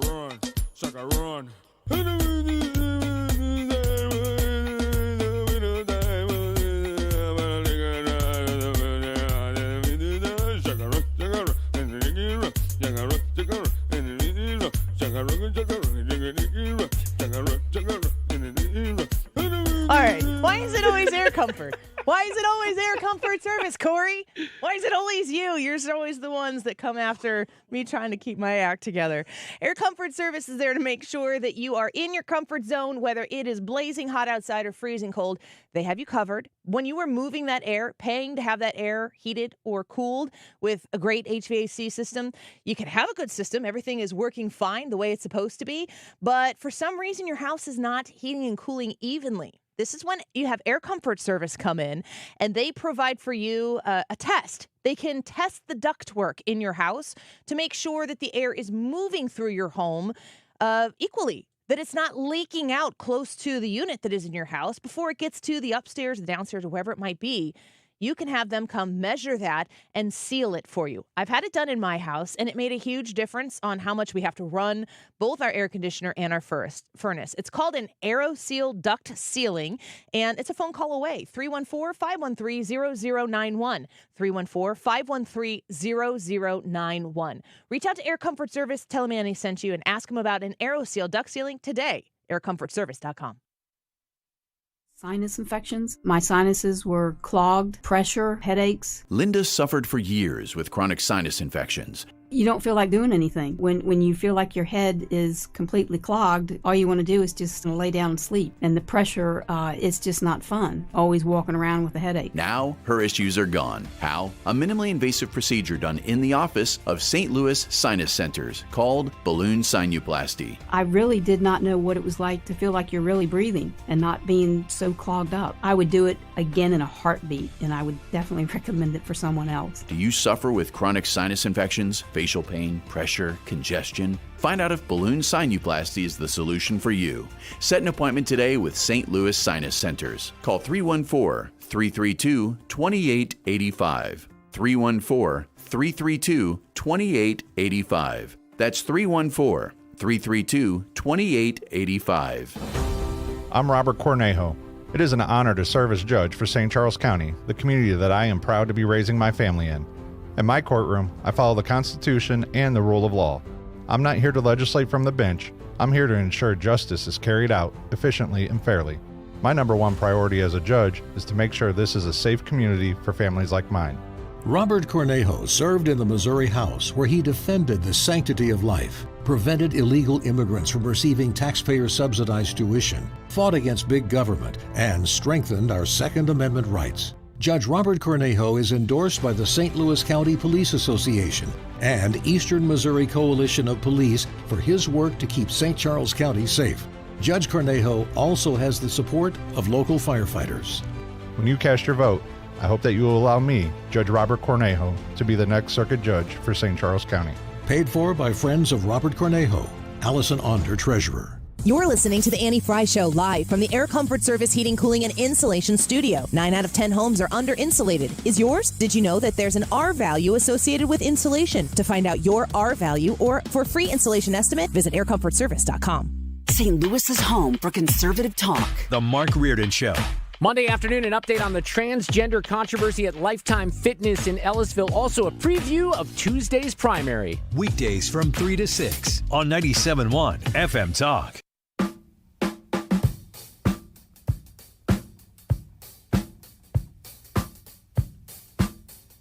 This is the Annie Fry Show. Interact with Annie on Facebook. The Annie Fry Show. As expected, the Federal Reserve is leaving its benchmark interest rate unchanged. This is a good indication that the previous 11 hikes are doing their job in slowing inflation. While there weren't any cuts Wednesday, Fed Chair Jerome Powell said during a press conference that a rate cut could be, quote, on the table at the central bank's next meeting in September. CBS News, they're reporting on the Fed holding rates where they were last week. That's happened, I think, on Wednesday. Stuart Rosenblum from Stuart's American Mortgage sponsored the show, and a friend of mine, and I am a customer of his twice, Bagel Loan, myself with Stewie, is in here to talk a little bit about what the Fed did last week. I mean, they say that it's holding inflation the way it was expected. I mean, when you hear that they're holding rates, what does that mean to you, Stewie, especially in conjunction with the market? Well, the Federal Reserve wanted to see some more consistency overall, that inflation is dropping, that the economy is kind of at a pace where it's slowing down, but it's not getting hurt too much. And that's their indication. If we're in the right trend come September, we'll probably cut the interest rate. So the last couple months, we've seen that slide in the inflation. We've seen it drop back, and they're starting to feel comfortable about cutting it. My opinion, they're way too slow. They probably should have cut it a month or 2 months ago, because now we're seeing 4.3% unemployment. Some numbers are coming out that are indicating that the economy may be entering a recession. And this is bad news for the Fed, because this is exactly what they don't want to happen. They don't want the higher interest rates and the slowdown in the economy all of a sudden to damage our overall economy to the point where we're entering a recession. So that soft landing, quote unquote, is turning into a hard landing right now, and they're all panicking. So come September, we're definitely going to see a rate cut if this continues. Yeah. Now it becomes a question of, is it just 0.25%? Maybe it's going to be more than 0.25%. So they're in a little bit of a state of the panic, and the markets are kind of reading it that way, and that's why you're seeing what you're seeing in those stock market right now. So, Stewie, let me ask you a very basic economic question, because I think some people understand this stuff hand in glove. Other people don't understand all of it. They just know that it's more expensive to go shopping everywhere. and that it's harder to build up a savings, easier to swipe a credit card right now. That's what a lot of people understand. When we're talking about actively trying to slow down the economy, on the surface, that sounds like why would we ever want to slow down the economy? What's the purpose behind that? Well, if everybody has a lot of money in their pocket and they want to buy a car, and the car is, say, $30,000, but there are 100 people that want to buy that car, all of a sudden the manufacturer is going to say, hey, $30,000, I'm going to charge $40,000 or $50,000. So it becomes too expensive for the average person to buy that car. If they raise the interest rates, it's too difficult for 100 people to buy that car. There's less demand for it, then the price stays intact, or it even drops if it's even too much expensive to be able to buy it. So the Federal Reserve raised the interest rates, causing for us to be too expensive to borrow money. And if it's too expensive for us to borrow money, we're not going to buy those products. There'll be more supply of those products and the prices will drop. The challenge is you don't want to hurt the economy overall by raising those interest rates where buyers are just not buying anything anymore. Then you have all this new supply, and inflation is going to go down, but you have economic downturn, and that's what they don't want to see. So what I hear the current administration, the Biden-Harris administration, saying quite often is that they've brought inflation down, but big corporations are refusing to lower prices. Is that an accurate depiction of what's going on? Like, what are they talking about when they say that? I don't think that this administration did anything really to improve inflation. I think the Federal Reserve contributed to inflation dropping back, but I like to look at history. And when the Spanish flu happened in 1919 or so, the year after that, inflation was 21%. And the reason why it was so high is because manufacturers didn't have people around and there were no items to produce. So obviously there were less items and people had money to spend. They would spend a lot more, pay a lot more for that particular item. As the supply chains picked up, then all of a sudden there was more supply overall. And therefore, we saw the prices drop, and it was minus 16% the year after this. So you went from 21% to minus 16%. Now we're in the same situation. We went through COVID. Mm-hmm. We didn't have manufacturers all over the world. It's a little more complicated because we're intercontinental. We're not just local here in the United States, or we're depending on food from Ukraine or other places. And so when you're dependent on those things, eventually everybody's supply chains will pick up. And that, accompanied with the Federal Reserve raising interest rates, will ultimately drop them. But if you go to a corporation and you say to a corporation, hey, I'm going to tax you more, is that incentive for them to produce more? No. So when you're in a situation where there's not enough supply, you want to incentivize corporations to go ahead and produce the items that everybody wants to buy, mass produce them so the prices go down, and then you'll get the result. Well, I don't think this administration was in that type of philosophy. Yeah. So, the Republican side of the administration is, hey, reduce taxes, companies will go ahead and invest, they'll produce more, and at the end of the day, you'll have more supply, and that'll keep the prices down. This administration, someone's going to have to tell me, I don't want to get too political, but someone's going to have to tell me what they did to bring the prices down. I don't see it. I think it's the Federal Reserve's actions, which is not impacted directly from the executive branch. Yeah. Sometimes it's just convenient to be able to blame somebody else, and finger pointers everywhere. My assumption is usually that there is some blame being thrown around. We've got Stuart Rosenblum of Stuart's American Mortgage in studio with us right now, and I've got a couple people asking questions here in the chat. We might get to those in a minute, but it does look like, from an economic standpoint, the stock market is gone south today in a pretty big way. Last time I saw it was 900 points or something down. It's moved around a little bit. Do you tie what's happening today, it happened on Friday as well, to the Fed's decision specifically? No, I think the unemployment numbers came out, and those unemployment numbers were much larger than expected. So all of a sudden, people aren't working, and people are losing jobs, and no new openings are happening. That's a clear indication that the economy isn't growing. And all of a sudden, it spooked the market. And all of a sudden, now we're in a situation where everybody's saying, hey, the economy's not doing as great as what we thought we were. We're going to escape the stock market because stock market's based on profits and what companies are going to do. And if companies are not going to earn more money and profits are going to be down. And by the way, a lot of recent announcements by some of these companies is that their profits are dropping and they're not making the kind of money they were making. These are all indications that hey, you know what, it may not be a good economy. I don't want my money in the markets where it's going to continue to drop. The values of the company, it's going to continue to drop. Great for interest rates, for mortgage rates, but not great for the overall economic condition, or, you know, that bad word recession is on the threshold. Yeah, that was going to be my next question, because I hear the word recession, and it's always used through a very political lens, which is why, Stewie, I like to have you in here, because you're a money guy, you're an economy guy, and you're trying to get Republicans and Democrats and everybody in between into a house that they can afford, that they love. That's your business model, and I've seen it over and over and over again. But when the word recession comes up in August of an election year, that looks like a huge slam dunk against the current administration. And so you hear pundits talking about how, like, a recession is good for Donald Trump's chances in November, but it's not good for the people who are going to have to go vote on either side of the aisle. Does it affect, are we actually in a position where recession is the next step here on the pathway in this economy? I think we're actually there. If you look at prior reports on economic growth, they were specific sectors: the medical sector, the government sector. Those sectors were doing really, really well. When you go to private enterprise, not that many sectors were doing as good as the medical sectors or those government sectors. So there was clear indication as far as to vote, or who you're going to vote for. You're going to have to look and see what the administration that's in now, or what other administration you're going to vote for, whether or not you're better today than you were 3-4 years ago. So that's the biggest decision I think anybody has to make. If you're a business owner, or you're looking for a house, or you see interest rates at the levels that they are, if it doesn't help you, you got to turn around and say, hey, this is maybe not a good option for me. I need to try something else. So it's good for mortgage rates. What's happening right now? It's bad for the overall economy.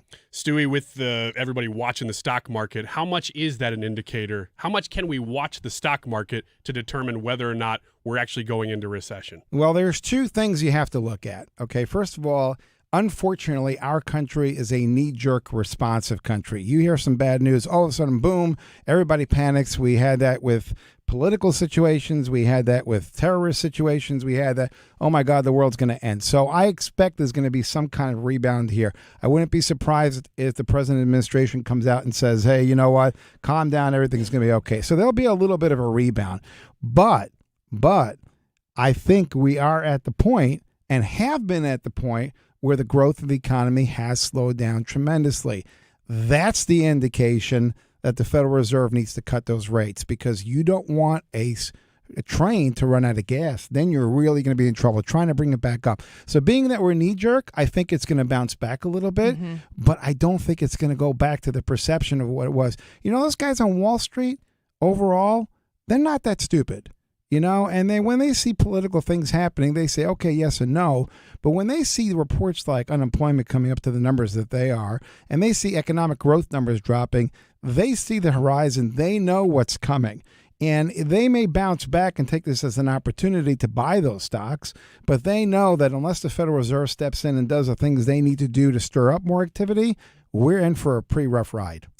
Stewie from Stewart's American Mortgage in with us right now. If you want to contact him directly, 314-324-4440. You can call or text him. That's his direct line, 314-324-4440. When you're talking about mortgage rates right now, they apparently in the last week, less than a week, have come down markedly so. But I also want to ask you about the 2% rates. You got me one back a while back. We refied and we got mine under 3%. I'm very excited about that. But are those, when people are thinking, like, let's say that something in the 5s becomes more the norm right now, if the Fed does what they're trying to do, whatever, and they're holding out for when they're going to get a 2% again, is that even? No, I hope we're never in a situation where that 2% becomes available, because that was artificial. When COVID hit, that's right. Thank you for that. When COVID happened, the government panicked, the markets panicked that we were, Armageddon was here. So they dropped interest rates to zero, the Fed funds rate, that is, not mortgage rates, down to zero, to make sure that people were spending money, to give incentive for us to go out and borrow, because it didn't cost us anything to borrow. So they were afraid that the COVID and the pandemic would cause the entire economy to collapse. So they did things to try to make sure that wouldn't happen. The same thing in reverse. when the economy is steamrolling and prices are shooting up and inflation is going crazy because people have money in their pockets for whatever reason, then they're going to raise the interest rates to slow it down. So both of them are artificial. This is not, these 7% interest rates that we've been experiencing is artificially pushed by the Federal Reserve. The 2% that we had back after COVID or during COVID was artificially done. This is the only tool the Federal Reserve has to try to limit or grow the growth or the paces of our economy. So I don't think we're going to see 2% barring another pandemic or wars or who knows what's going on. So the cost for a 2% rate is pretty high. Very high. And so I think, I'm not an economist in any way, shape, or form, but I know the rate that I have, and I'm thinking about I'm trying to build a home. I want to build a home, but I'm looking at the rate I have and the rate I would have to get. I think I need to recalibrate my understanding of what is normal and okay, what's the good version of normal as opposed to the unrealistic version, which is what I have right now. It's hopefully not going to come around again. Well, this is the challenge you have with housing inventory is that people don't want to sell their houses because they have a 2 or 3% interest rate. So if my payment at 2 and 3% is $2,000, why would I want to sell it and go to a smaller home with the same payment? So inventory is super low. So inventory is super low. But there is a situation where people want to move and have to move.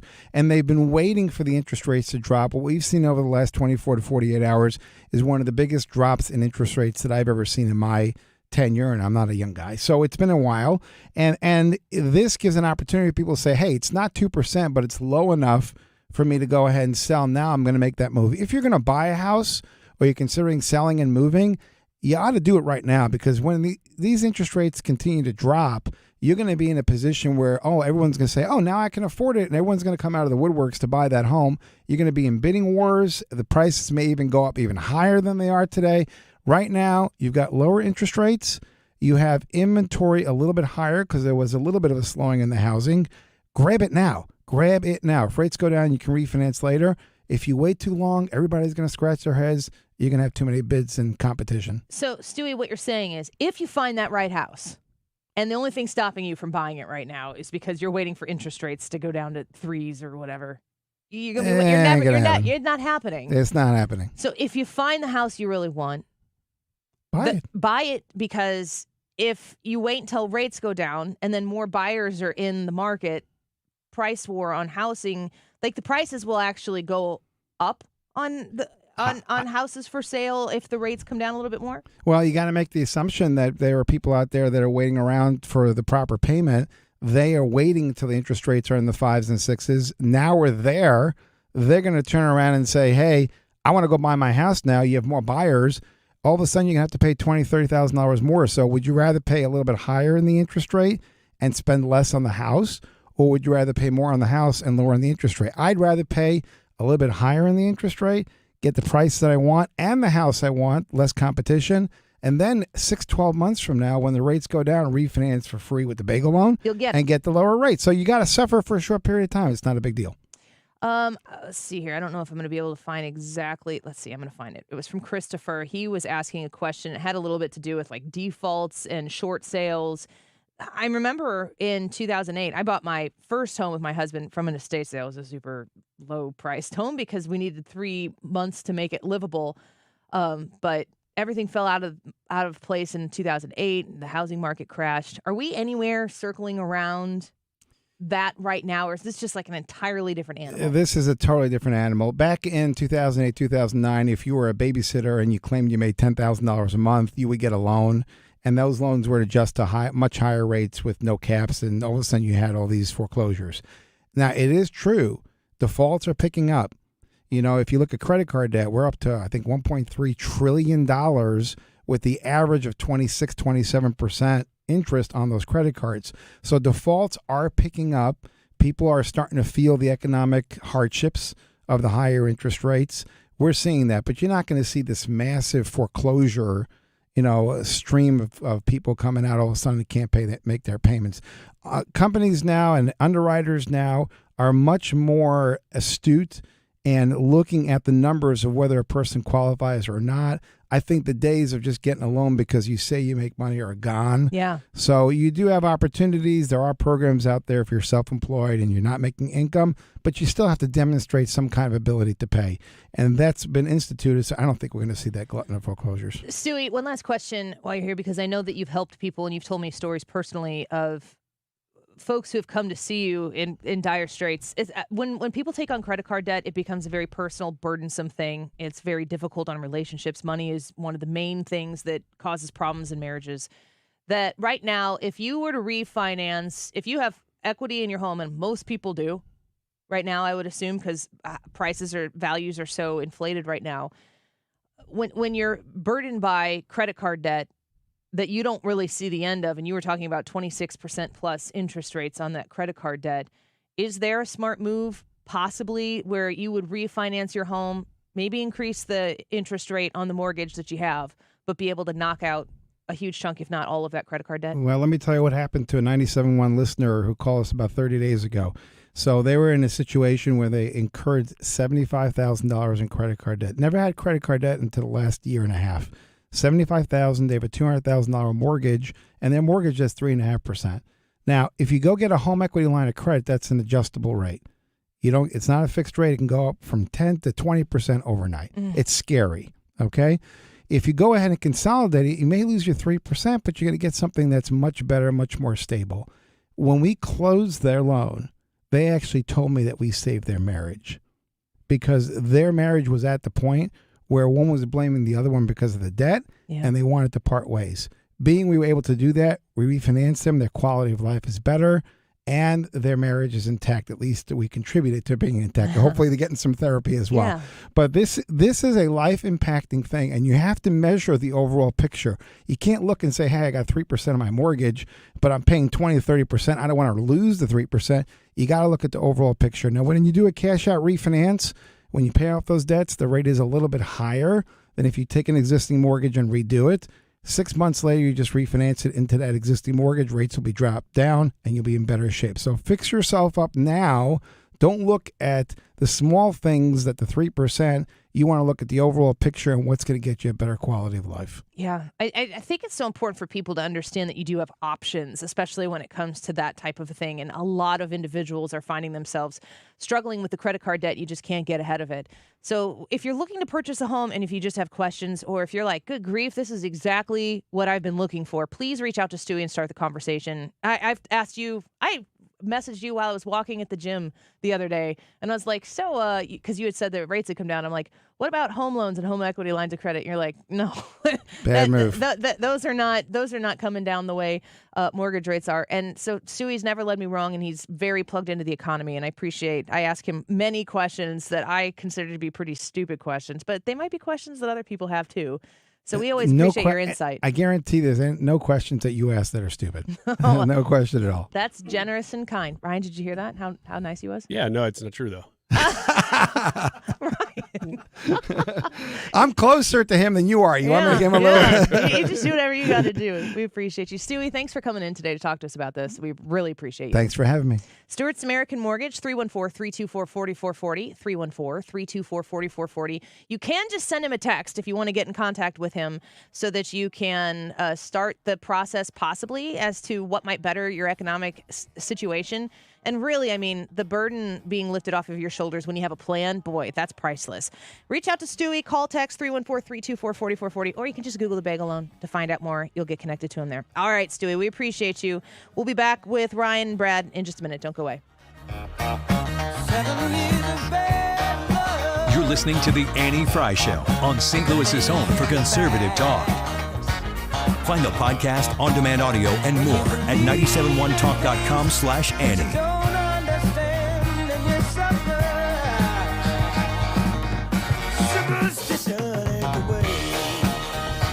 Tired of hearing scary ads about the IRS? Tax Relief Advocates is different. TRA is here to tell you that if you owe money to the IRS, whether it's $5,000, $50,000, or $500,000, we have a solution. We may be able to significantly reduce and even eliminate what you owe to the IRS. taxpayers should know. Huge savings are now being made available through the Fresh Start program that can drastically reduce the amount you will owe if you qualify. Even if you haven't filed your taxes in years or are facing wage garnishment, liens, levies, or under audit, we can help. We've earned over 1,000 5-star reviews on Google and an A+ with the Better Business Bureau. You don't need to be afraid of the IRS any longer. End your tax nightmare today. To see what savings you may qualify for, visit us online at TRA.com or call us at 800-511-0379. 800-511-0379. Again, that's 800-511-0379.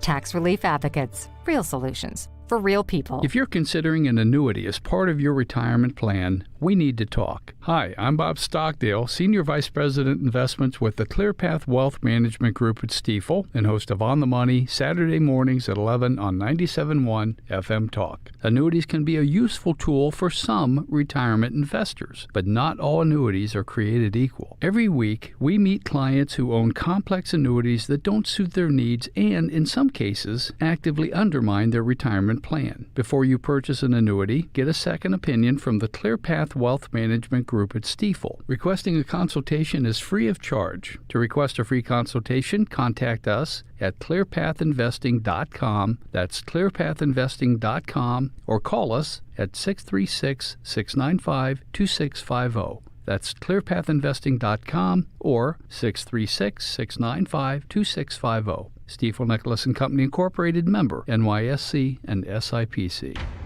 A weak White House, an invasion of illegals, and the woke mob attacking our values. That's what Phil Cristofanelli is fighting for Missouri's future. He supported sending the National Guard to secure the southern border. He defunded sanctuary cities. And Phil Cristofanelli backs the blue to keep our neighborhoods safe from gangs, fentanyl, and human traffickers. He's been named one of Missouri's most conservative legislators year after year. Cristofanelli stands up to the radical left and weak-kneed Republicans. Pro-life, he helped pass one of the nation's strongest anti-abortion laws and defunded Planned Parenthood. Pro-Second Amendment, he stood up for our gun owners and constitutional rights. And Cristofanelli is keeping men out of girls' sports and locker rooms. Phil Cristofanelli, an unwavering conservative for state senate. Paid for by friends of Phil Cristofanelli, Dan Raker's treasurer. There's Mike Kehoe's campaign bus that's owned by a Chinese lobbyist. Swampy Kehoe is hitching a ride after voting 4 times to sell Missouri farmland to China. Luckily, Trump-endorsed conservative Jay Ashcroft is tough on China. He led the charge to stop China from buying our farms. Call and thank Ashcroft for being China's worst enemy. 573-751-4936. Paid for by Stand for US PAC, not authorized by any candidate or candidates committee. StandForUS.com. The choice of a lawyer is an important decision and should not be based solely on advertisements. At Onder Law, we deliver big judgments for the little guy. Onder Law takes on the biggest industries and holds them accountable. Call today for a free review at 314 or 618-9000000. We want you to participate in the show since we are live. The YouTube live chat poll is, what does this news cycle make you feel? Fear, hope, anger, or apathy? Let us know, and we'll give you the results of this poll. And you can participate in it right now by typing Annie Fry into YouTube, and it will come up, and you can watch the show live there, too. 151. This time check is sponsored by Jerry Kelly Heating and Air Conditioning. It's time for a $98 AC tune-up. Missouri, it's time to vote. The Missouri primary is Tuesday, and early voting is happening now. Make your voice heard. Cast your vote in the Missouri primary. Democracy 2024. It's happening now on 97.1 FM Talk.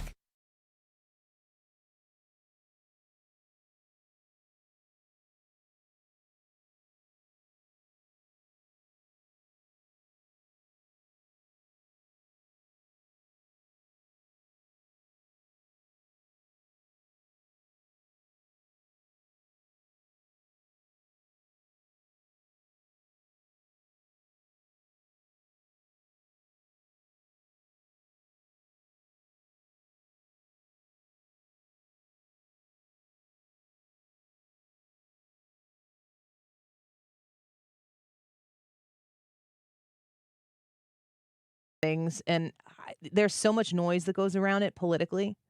I was just thinking today that Well, I was watching news come in last night on Twitter. I usually try to, especially on Sundays. There's not as much like news being reported on Sunday nights.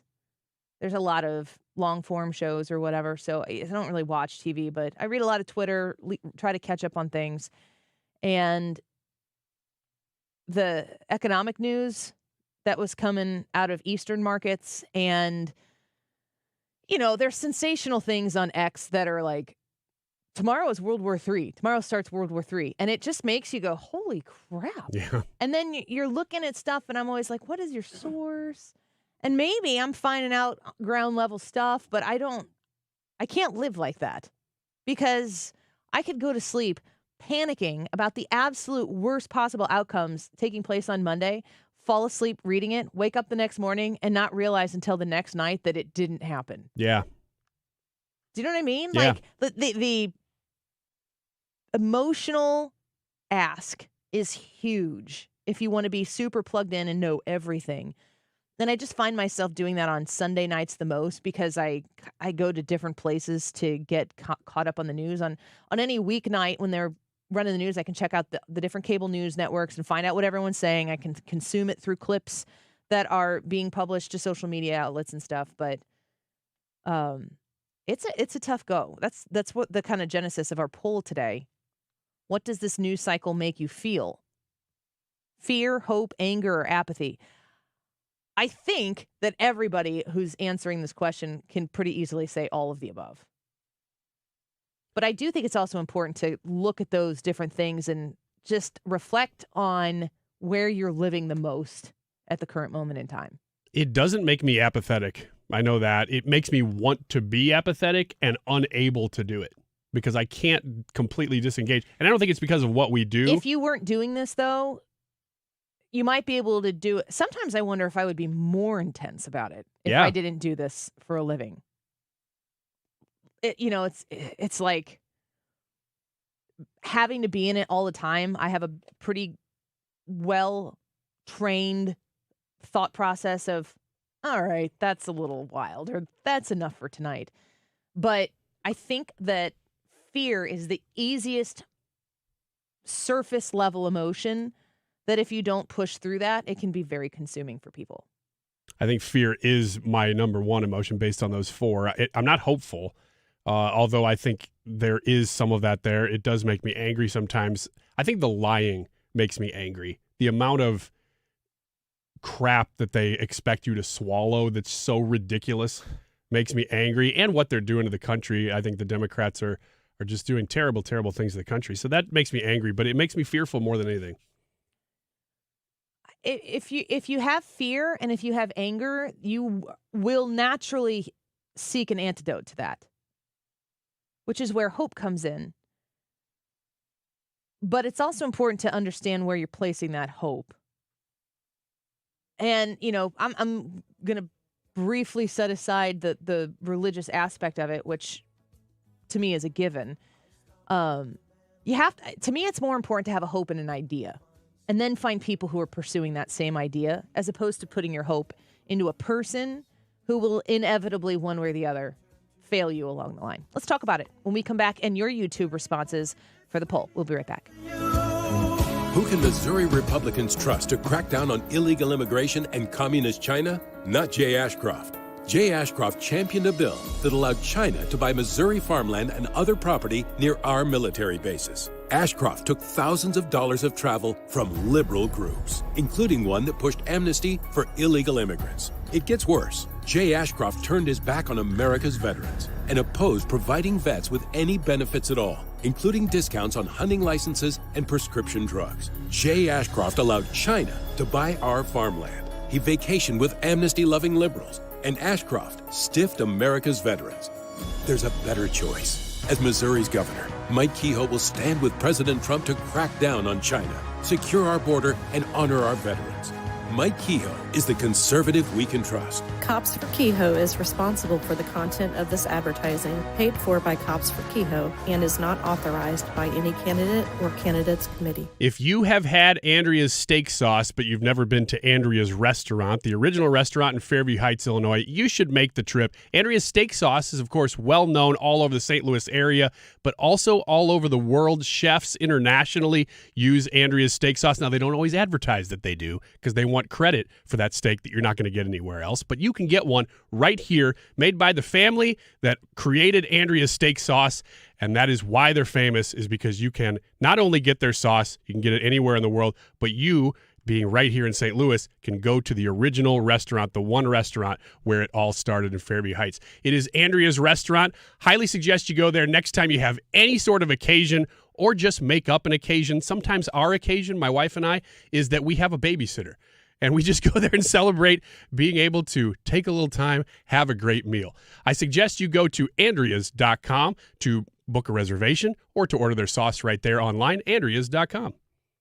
Missouri has been hijacked by the crooks in Jefferson City. Career politician rhinos sell us out every chance they get. We need real conservative Bill Eigel. Eigel's plan: ban China from owning 1 inch of Missouri land, end personal property tax, and deport every single illegal immigrant in Missouri. Listen to conservative Bill Eigel. We'll round up illegal immigrants and get rid of them, period. We'll ban Chinese ownership of our land and take back everything they stole. And we'll go by how God made us, not some stupid woke pronouns. They'll call us racist, sexist, and God knows what else. And that's how we'll know we're winning. Conservative Bill Eigel. He'll take on the woke mob, send illegals back where they came from, and stop the Jeff City crooks hijacking Missouri. Conservative Bill Eigel for governor.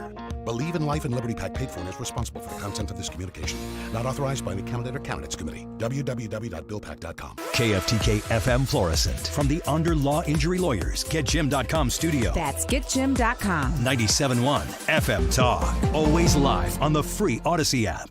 This is a Fox News alert. No delay. I'm Lisa Lacera. The Supreme Court has declined to halt former President Trump's sentencing and gag order in his New York hush money case until after the election. The case brought against the state of New York by the state of Missouri, which claimed the case against the former president infringed on the rights of voters on the U.S. Constitution to hear from the Republican presidential nominee as he seeks to regain the White House. The damage could be catastrophic. That's the warning from forecasters at what's now Tropical Storm Debbie takes aim at northern Florida. At least 4 people in the state have died, including a teenager, when a tree fell on a mobile home. No rain right now, but we have outer bands making their way in across the northern end of the peninsula. It made landfall on the Big Bend this morning. Our drive this morning, after we left those outer bands, we were in the northwestern eye wall, but our drive here on the ancillary roads and then Interstate 10 into Jacksonville Beach was very rough. In fact, down trees and debris all over, whiteout conditions from the rain and the wind. Fox Weather's Robert Ray in Jacksonville Beach, Florida. More than 350,000 customers in Florida and Georgia without power. Officials in low-lying areas of Georgia and the Carolinas are warning of historic flooding if Debbie stalls out. President Biden and Vice President Harris meeting with national security leaders as tensions in the Middle East rise after the killing last week of a Hamas leader in Iran. This is the Pentagon moves more than military assets into the region in a show of support for Israel. Because the U.S. says it's trying to do all it can to prepare for whatever inevitability Iran may try to take. We know that we've seen a fighter jet squadron as well as additional missile defense cruisers, and officials say it's possible they could send even more. Fox's Mark Meredith at the White House. America's listening to Fox News.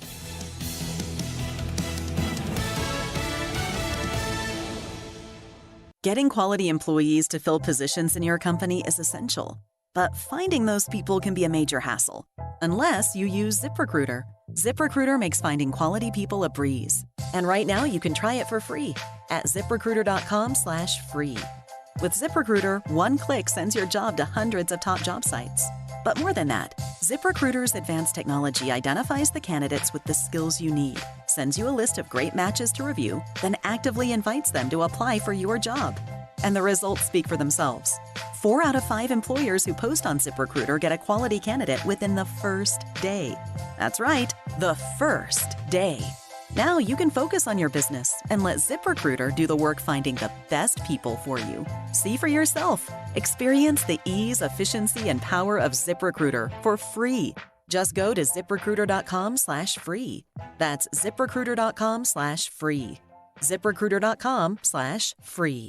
Air Comfort Service, heating, cooling, and insulation. Weather. Chief Meteorologist Dave Murray. Hardcore summer stays with us today and tomorrow. Sunny, hot, and humid going through our Monday afternoon. We should peak out at about 98. Tonight, clear, warm, and humid. 77 for the low. Tuesday, sunny, hot, and humid. 96. Wednesday, the transition day. Sunny skies, dropping humidity, dropping temperatures. 85 on Wednesday, low 80s, and nice. Thursday, Friday, Saturday. This is 97.1 FM Talk. Chief Meteorologist Dave Murray. Well, you just heard us talking with Stewie of Stewart's American Mortgage. I really encourage you to start the conversation with Stewie. If you even think that a mortgage refinance might be able to help you face on some of the economic struggles that you have. If you bought a home in the last 2 or 3 years, check with Stewie to see if your rate might be made better today.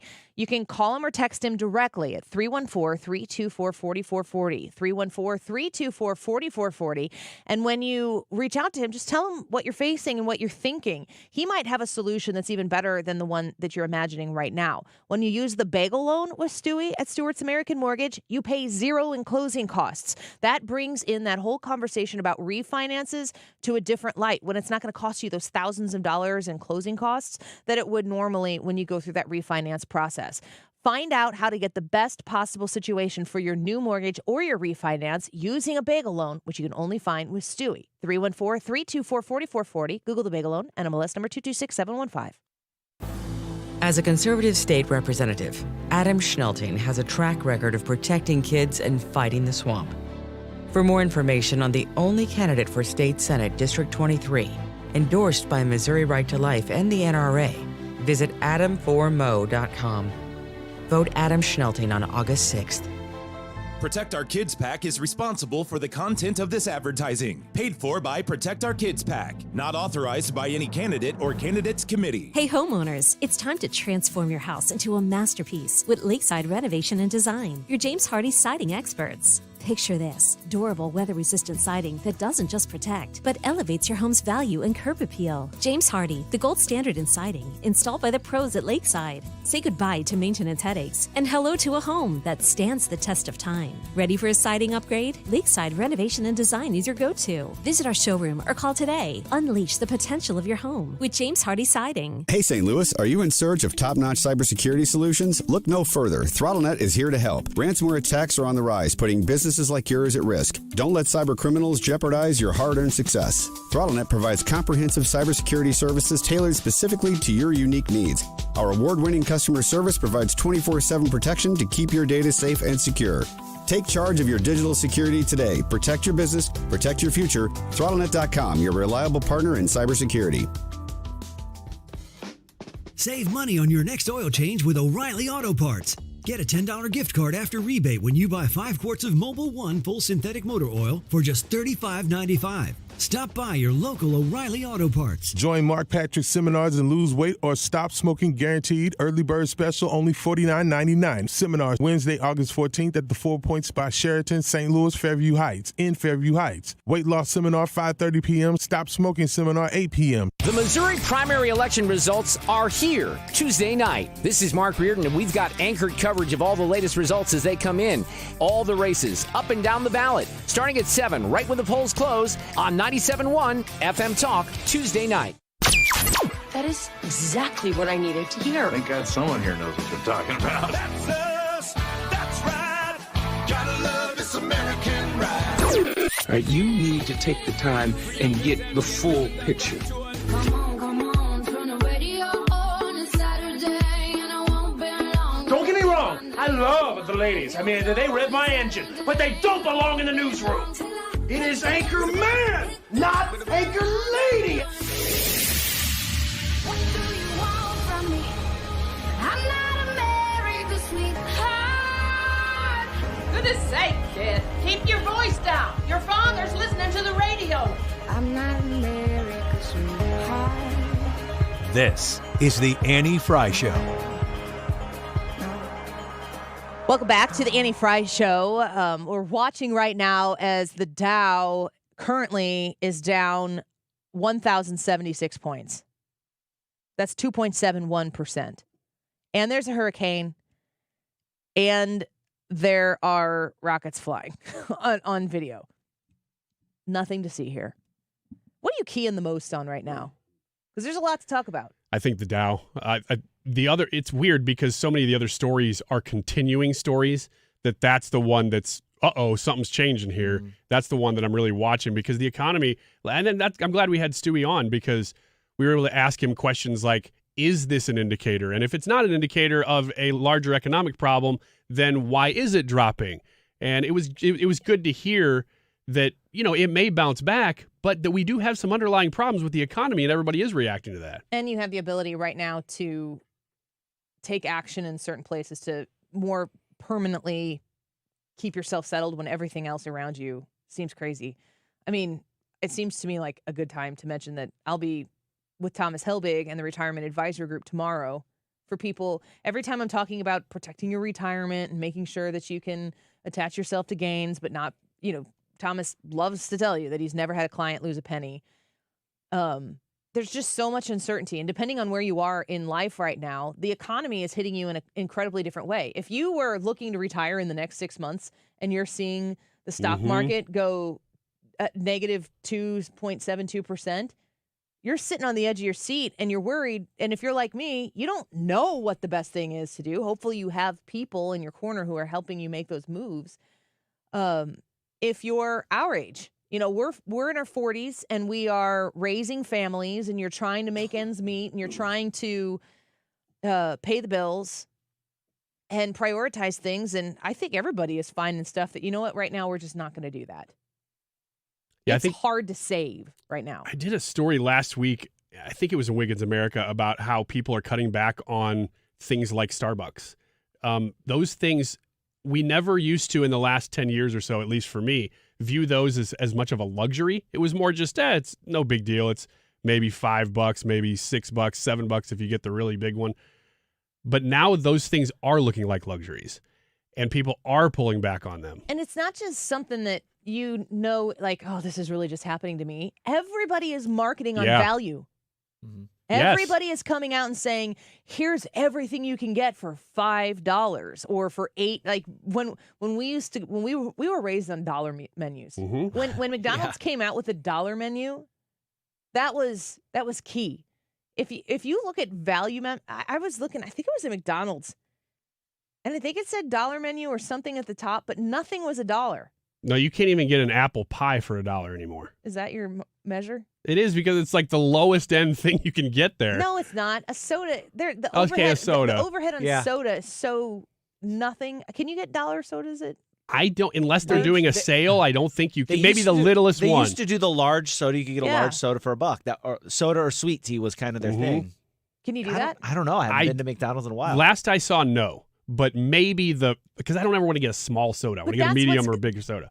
But that's what's coming back. Yeah. They'll get you in for the dollar soda, and then you'll buy a $5 plus cheeseburger. Cheeseburgers used to be on the dollar menu. Mm-hmm. You can't. Oh, man. I was just talking. I went to Holiday World this weekend with another family, and they're a family of 6. And we were talking about what it's like to support a family of 6. And, I said something to them like, if you go out to eat, in your mind, everybody calculates, all right, we're going to go out to eat. That's going to cost us X amount of dollars. You and your wife go out to eat. Brad, what are you expecting the bill to be? $40. $40, $20 a person. I think that's probably pretty reasonable if you're eating a full meal and if you're getting a drink of any kind, because a soda costs $4 minimum. Mm-hmm. I tell my kids all the time when we go out to eat, and in the summer we end up doing that with vacation and everything. I'm like, you're getting waters. And, come on, Mom, can I just have a soda? I'll get a diet soda. And I'm like, it's not about the soda. It doesn't even have anything to do with soda. I don't even care about that. I'd rather buy you a milkshake for dessert that's full of sugar that's going to be a treat than spend $4 or $5 per person when you've got 6 people in the family. That's crazy. I mean, it's an extra $30 to drink the sodas plus an extra 20% for the tip. You're talking $36 for us to have soda? No, drink water. You want to go out to eat? We'll drink water, and we'll deal with it. And every once in a while, Jared or I'll get a soda, and the kids know better now. But they're like, "How come you get soda?" It's like, because I'm paying the freaking bill. I know, and I do the same thing. Yeah. And although with me, as you know, it's usually like, Dad, how come you're drinking a Yoo-Hoo or eating a bag of candy or something at night? And I'm like, because I'm the dad. And I used to remember that my dad and my grandpa and people used to say that about beer. You know, it used to be, hey, you're drinking a Bud Light, yeah, because I'm the dad. You know, like, and I'm like, now I do it with a Yoo-Hoo. I'm like, man, I think we've come a long way. Well, like I said, the kids don't really. They know much. They way beyond the why do you get to do that and we don't. They know the answer. They don't say that anymore. But inevitably, can we get they'll sit down and then they just like slowly pivot and look at you with their eyebrows up and they're like, "Hey, Mom," and I'm like, "No." Mine. Okay. So I have my candy drawer in the basement, as you know. Yeah, so do the mice. And the mice found out where it was, so the candy drawer has moved. Okay. My kids have figured out where it's moved because I was hoping that maybe they wouldn't. Maybe they'd be like mice and they would just be let it go. Do they get free range to the candy drawer? No, they do not. That's why I have to hide it. It's the most principled thing you've ever said on this show. No, they do not. And I went down there yesterday. I snuck a couple gummy worms. Why are you sneaking in your because house, Dad? if I eat them openly, then I get 20 questions. I don't want questions. I just want to eat a couple gummy Tell them worms. they're not allowed to ask have questions. a little piece. Just say it's just Dad having his gummies. And my son, who's 7 years old. Now, my older two, they're not as crazy about it as I am. But my youngest one, he is just like me. He wants sugar as much as he possibly can get it. And I'm like, buddy, you got a wonderful life ahead until you hit about 41. And he came down and become semi-diabetic, but not really sure, and just sort of ignoring the Your signs. doctors are sure. You're the only one. You're the last one to come to the conclusion that your medical reports have said. And I only say this so that you care for your own individual health. I always come back to them saying, you know what, your A1C, if we were in Europe, they wouldn't even call you diabetic yet. But we're in America. I'm like, all right, I'm going to be a European, at least on that scale. My youngest one comes down the stairs yesterday. Do you put your kids to bed in Eastern time zone, too? in Paris time, because we're such a fans of the Olympics. Did you say pansy? No, I think I said fans, but I said pans, accidentally. Anywho. Point of the story is, I'm sneaking a gummy worm yesterday. My youngest one comes downstairs. And for the people listening, these aren't like gummies. This is just gummies. No, it's just a gummy worm. Yeah, there's no pot in it. This is just a literal gummy worm. That would end up making sense. Yeah. This was a, what brand was it? Black Forest. So I'm sneaking a gummy worm, or 2 or 3. I don't remember exactly. And my youngest one comes down and says, Dad, is today the day you'll share your gummies with me? Oh, and you said absolutely, son. And I said no, but man, did you just hit me right in the heart. Gosh. And you still said no? I still said no. Because he had already had a couple things. That's the thing. He never remembers that I just gave him a piece of cake a half an hour ago. And the other come down, oh, Dad, I wish I could be like you one day and eat anything I want anytime I want. And I'm like, yeah, someday you can when you're 7. Aren't you excited that when he looks at his dad, that's what he sees? No, because I think he sees me, and this is why I try not to view God this way, as just somebody who gives him things. I want to be more. Or apparently doesn't. I want to be more than just a provider, although I will be that for him. Please don't just view me as hands. View me as heart, son. Let's cut that for a promo tomorrow. Yeah, I think we will. Anyway. Do you feel ever like sharing with him, or do you feel like that's kind of like breaking the seal? Oh, no, I will share. But it's got to be in circumstances where they know. It's like bleeding.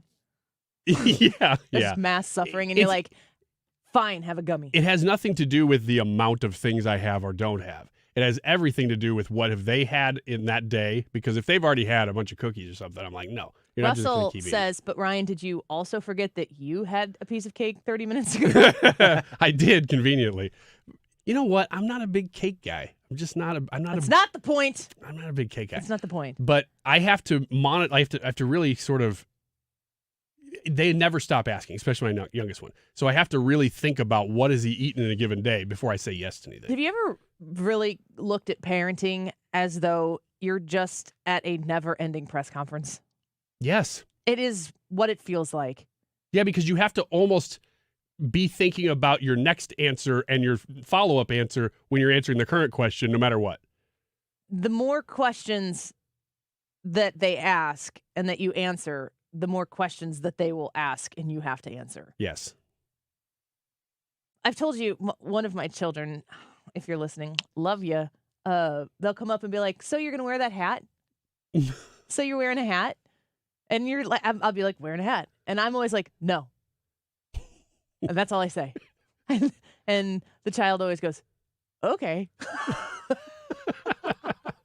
You're going to go into the living room? And I've like just gone into the living room. Uh-huh. No.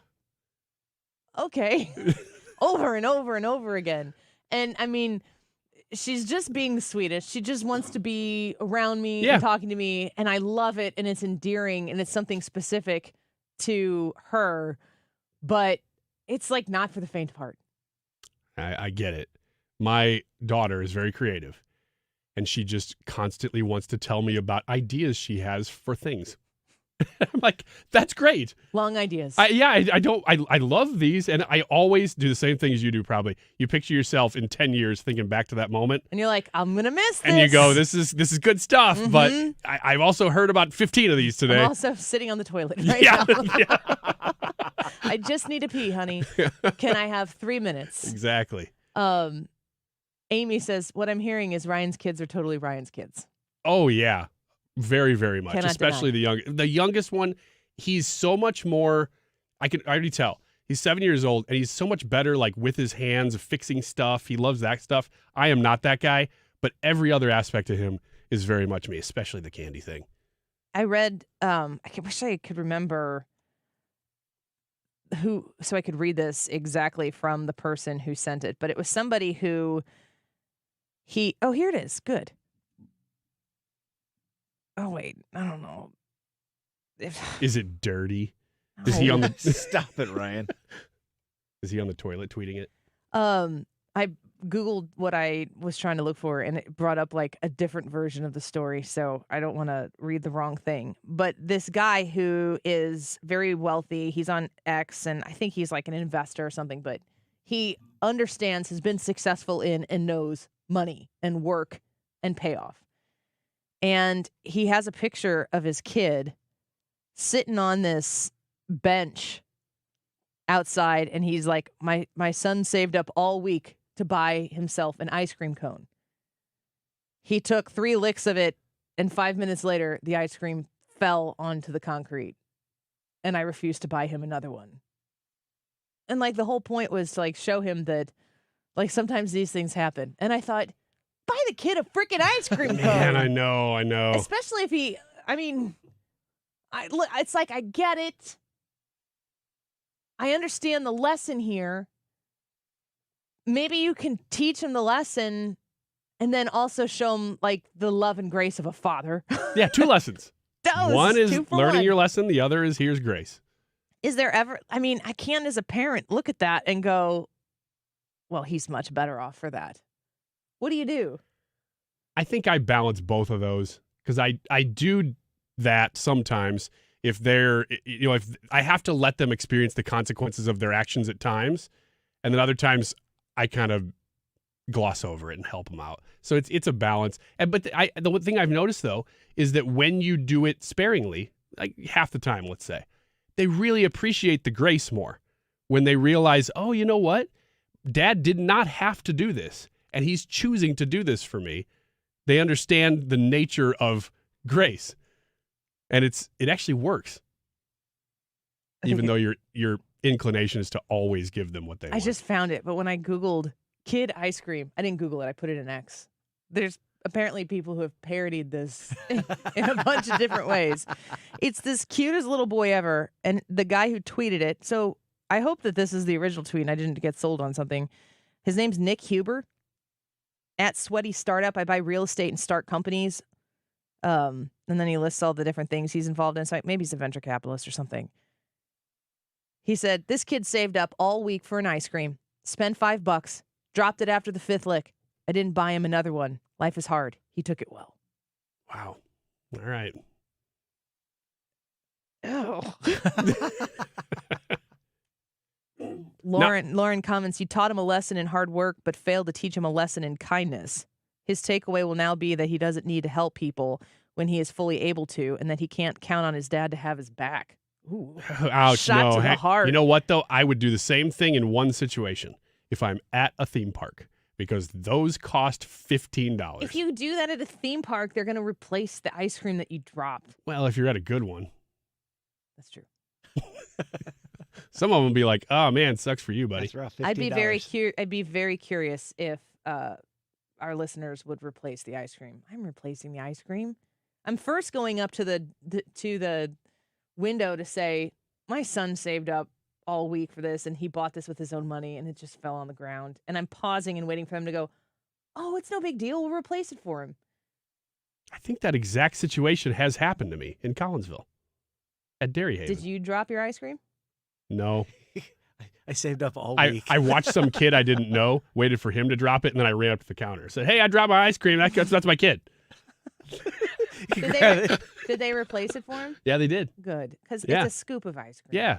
They acted like that happens. We got it. Yeah. Like it happens all the time. It's not like the cost of the ice cream cone is less than two materials worth. Yeah. of Plus, investment. if you do it enough, you might get somebody who's on the radio to say your name on the radio.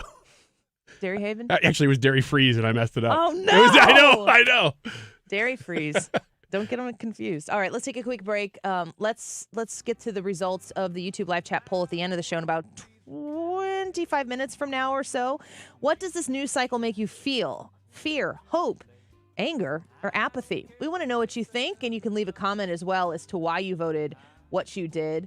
JC said anger and then fear, very close behind it. Going to church and lots of prayer, asking for guidance on handling these emotions. It ain't easy.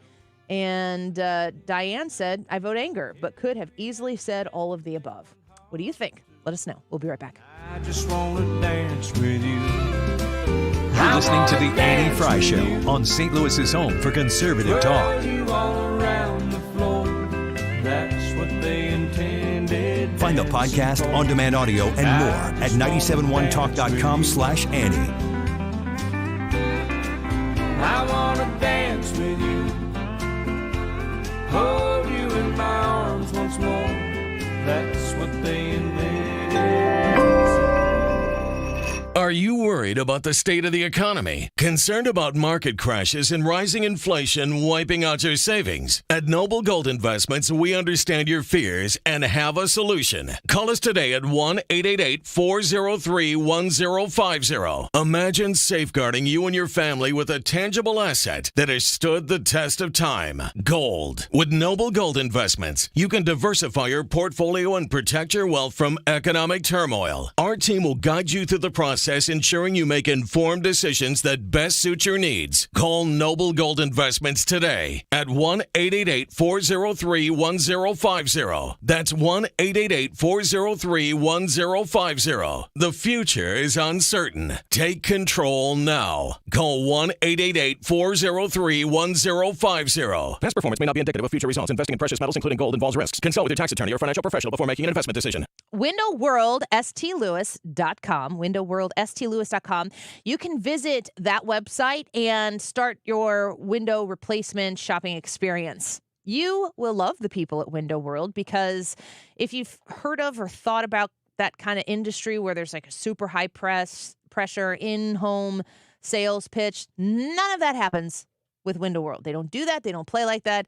They stand by and on their windows. They know that they are quality. They know that they're selling you a fantastic product. They back it up with a lifetime warranty that includes parts, labors, glass breakage, with that labor included is kind of the exception to the rule in the industry.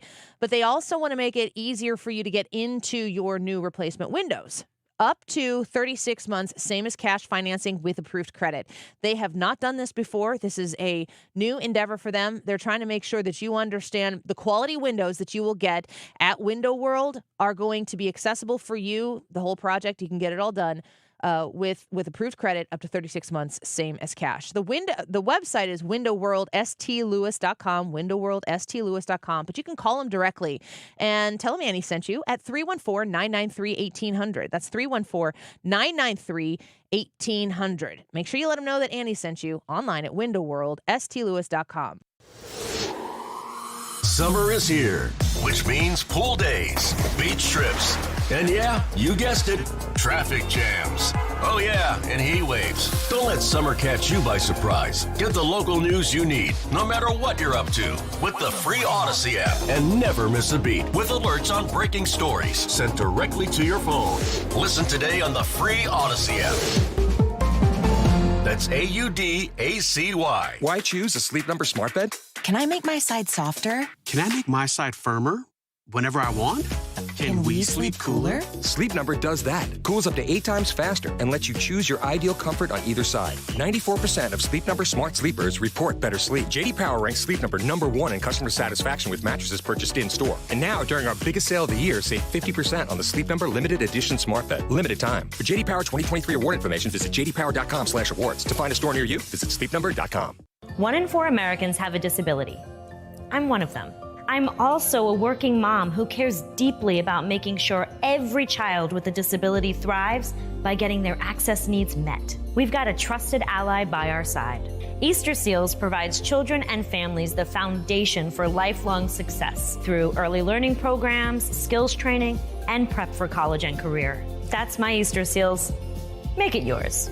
Join us at easterseals.com. More good news for Frederick Roofing, voted best roofing company by the St. Louis Post-Dispatch. For a hole in your roof or a whole new roof, Frederick Roofing. 314-645-2000. If you have a problem with the IRS, believe me, it's not going away on its own. The IRS never gives up. They have endless resources, so they control the game. Well, your tax problems can end. I'm attorney Lance Drury with the Drury Law Firm, a local tax resolution firm with an A+ rating from the Better Business Bureau. I've handled thousands of IRS cases over the last 15 years. So when you hire me, you won't be speaking long distance or sending money to some TV pitchman that's riddled with consumer complaints. Your first visit is completely free and confidential, and I'll tell you on the spot exactly how much it will cost. So call me, Lance Drury, at 314-260-6120. That's 314-260-6120. Or go to Lance, DRURYlaw.com. If you have IRS issues, you need a local attorney, you need me, Lance Drury. The choice of a lawyer is an important decision and should not be based solely upon advertisements. Are you ready to shape the future? Missouri is crafting its master plan on aging, and we want to hear from you. Visit health.mo.gov/aging to share your thoughts, ideas, and concerns. We can create a vibrant, inclusive future for all generations. You're listening to the Annie Fry Show live from the Air Comfort Service Heating, Cooling, and Insulation Studio. Air Comfort Service is proud to support Greater St. Louis Honor Flight. Sign your veteran up for the Honor Flight today at gslhonorflight.org. And for heating services, visit aircomfortservice.com.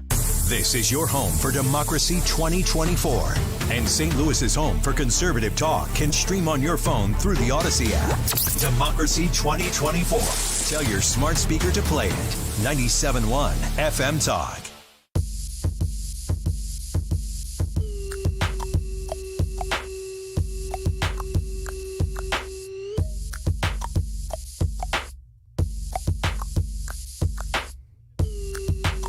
You're listening to The Annie Fry Show on St. Louis's home for conservative talk. The Annie Fry Show is streaming online. Watch us live on YouTube and subscribe. Kind of wonder what Kamala sounds like over this, too. Does this make it make sense? Only one way to find out. Would you like to learn more about inflation or cloud storage? Inflation. Inflation? Which cut is that? They're all over the place. Oh, here we are. All right. Maybe Snoop will help us understand inflation with Kamala Harris. What else are you going to do to fix this problem with inflation? All right, thank you. Well, let's start with this. Prices have gone up, and families and individuals are dealing with the realities of that bread costs more, that gas costs more. And we have to understand what that means. That's about the cost of living going up. That's about having to stress and stretch limited resources. That's about a source of stress for families that is not only economic, but is on a daily level, something that is a heavy weight to carry. So it is something that we take very seriously, very seriously. And we know from the history of this issue in the United States that when you see these prices go up, it has a direct impact on the quality of life for all people in our country. So it's a big issue, and we take it seriously. And it is a priority, therefore. Nice. And it is a priority, therefore. That's not even the correct order of words. It's funny because we always thought, well, most presidents have gaffes. I thought you were going to say gas. Some have I gaffes. definitely heard that. Most presidents have gaffes, and they do get played for a long time after the fact, just by their nature. That's what you do. That's what you do. Joe Biden had them every day. Kamala has them just as frequently when she speaks, which she knows, though, and they're protecting her, so she's not out there speaking much. But every time she does an interview, one of these comes out. So it's not as if you're having to search the deep archives to find these. Like, they're all over the place because every time she speaks, this happens. Can she get away with this? Yeah, she can. Oh, yeah. Because of the short period of time that she's got. I don't know that she's gonna. Well, I hope she doesn't. I don't think there are people who we have to remember that the people who are shouting from the mountaintops about how excited they are for a Kamala Harris presidency are literally okay with anything. Fill in the blank. Yeah. There's nobody that they wouldn't support if Donald Trump is on the other side of the ticket. So you got to take those people out of the equation. They're going to support what they say. Is it going to influence other people? Who listens to anything Kamala Harris says and goes, I think she's got this? Because it's not the case. I think the whole point is that they don't want you to listen to anything she says. Yeah. They want to message for her. They want to use pictures and images, and she's meeting with people, and she's having Megan Thee Stallion on, and all this stuff around her. They want you to make you feel good about her, but they're going to do their best to insulate her, and the media will be complicit in all of it. They don't even want to do interviews with her because they know it would hurt her. It's the basement strategy 2.0. Just hide her as much as they can. Don't let her out there, because if people hear her say whatever that was that she just said, they're like, well, I don't think they can do that, though. You cannot look at what Donald Trump pulled in Atlanta compared to what she did in Atlanta and think that that's going to win. It's not possible. They're going to have to act more than Joe Biden did. This is different than 2020. 2020, that was COVID. That was the stakes the boundary lines were entirely different when Donald Trump was asking for 4 more adjacent years, when all of the economic numbers were entirely in the favor of something other than Donald Trump just because of COVID. And they're still touting all the jobs that they've brought back. How many of those jobs are government jobs? And look at the rest of the numbers that are, first of all, unemployment is up. Inflation is up. Americans are struggling economically, and we're really talking a lot about that today. But we're not comparing the last 4 years that we went through to Donald Trump the way we were in 2020 when he was still the current thing. This is like a grass is always greener kind of a situation. And I don't think that it's at all the same for Kamala Harris to run in 2024 and to take pages out of the 2020 playbook that got Joe Biden a victory over Donald Trump. The only similarity that I see is the way that they changed the laws in a state legislature by state legislature way to maximize Democrats' ability to harvest ballots legally. And, we need to see Republicans doing the same thing. If it's legal, double your efforts, triple your efforts. I don't think that anything else is the same. There is a very, very clear 4 years of Trump compared to 4 years of Biden. And Kamala Harris can't just hide it out. They might try, but I don't think that they are really going to be able to pull that off. I always keep coming back, since we're talking about 2020, to the fact that with all of the things that they threw at him in 2019 and 2020, they impeached him at the end of 2019 into 20, and then what happened in 2020. Everything that happened, he really lost that election by 40,000 votes in 3 states. 10,000 in Georgia, 10,000 in Arizona, 20,000 in Wisconsin. I just look at the map the way it is now and think, how are those people still that passionate to vote against Trump that they're going to turn out, that you couldn't flip 10,000 votes in a couple states? Against their own interests. Against their own interests. And that is what gives me the most just base level encouragement going into the election, according to the map, that you think, gosh, if that's it, then my goodness. And like you said, with laws that they're not perfect, but they're better than they were in 2020, you would hope that it would be much more tilted in his favor this time. You would hope.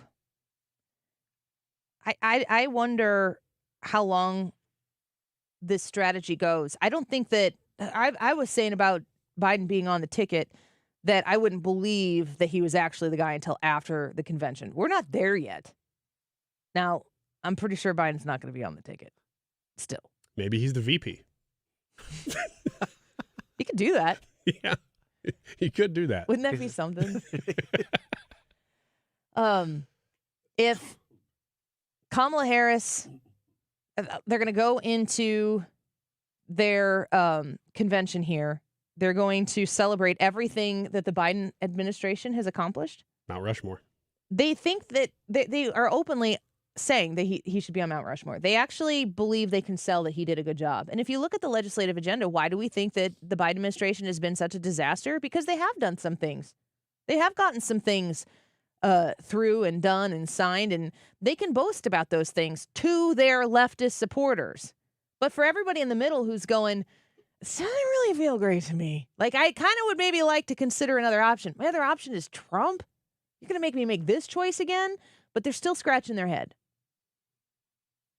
I feel like the convention is going to have to look like, I can't say that, a leftist fantasy.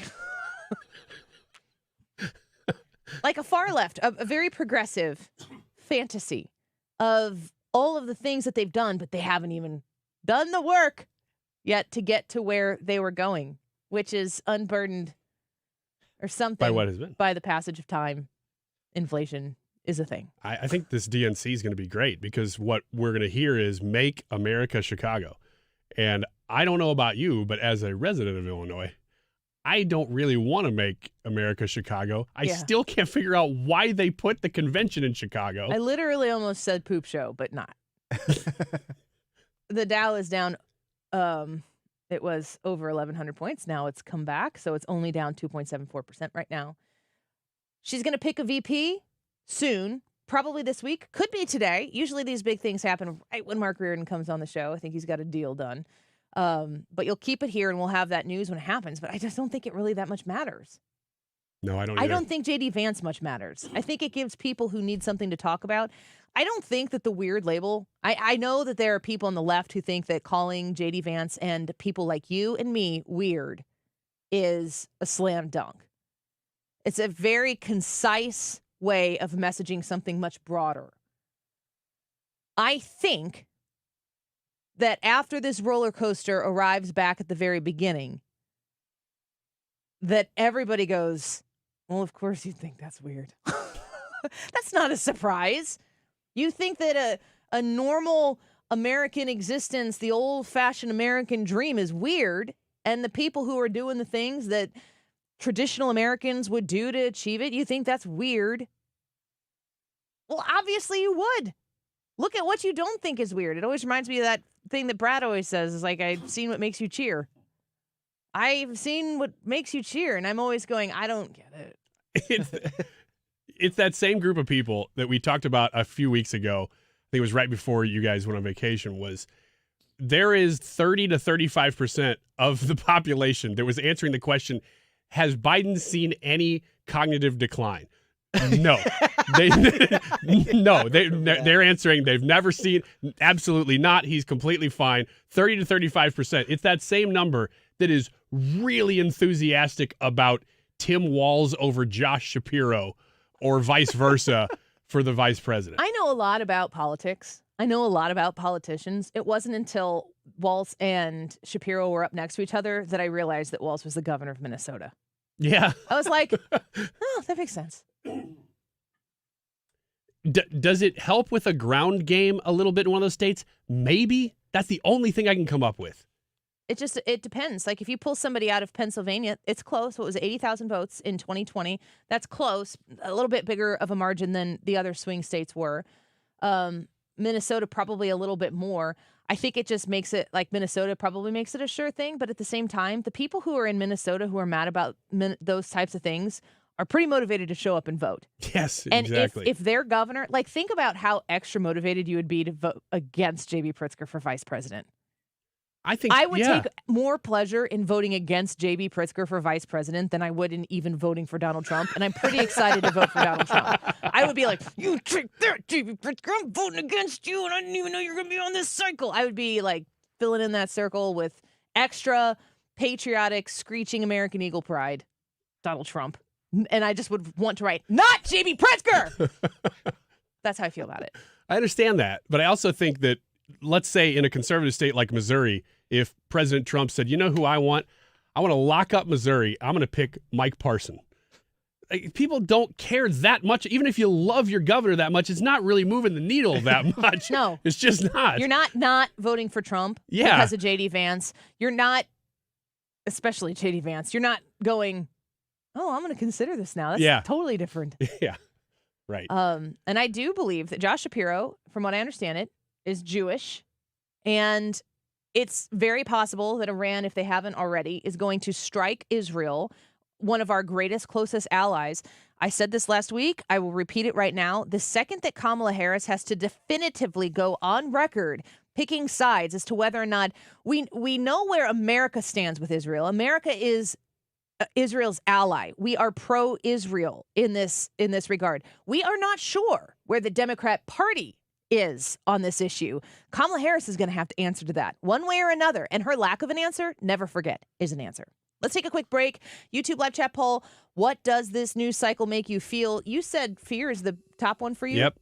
All right. Let's hear what Brad has to say when we come back. I'll give you my response as well.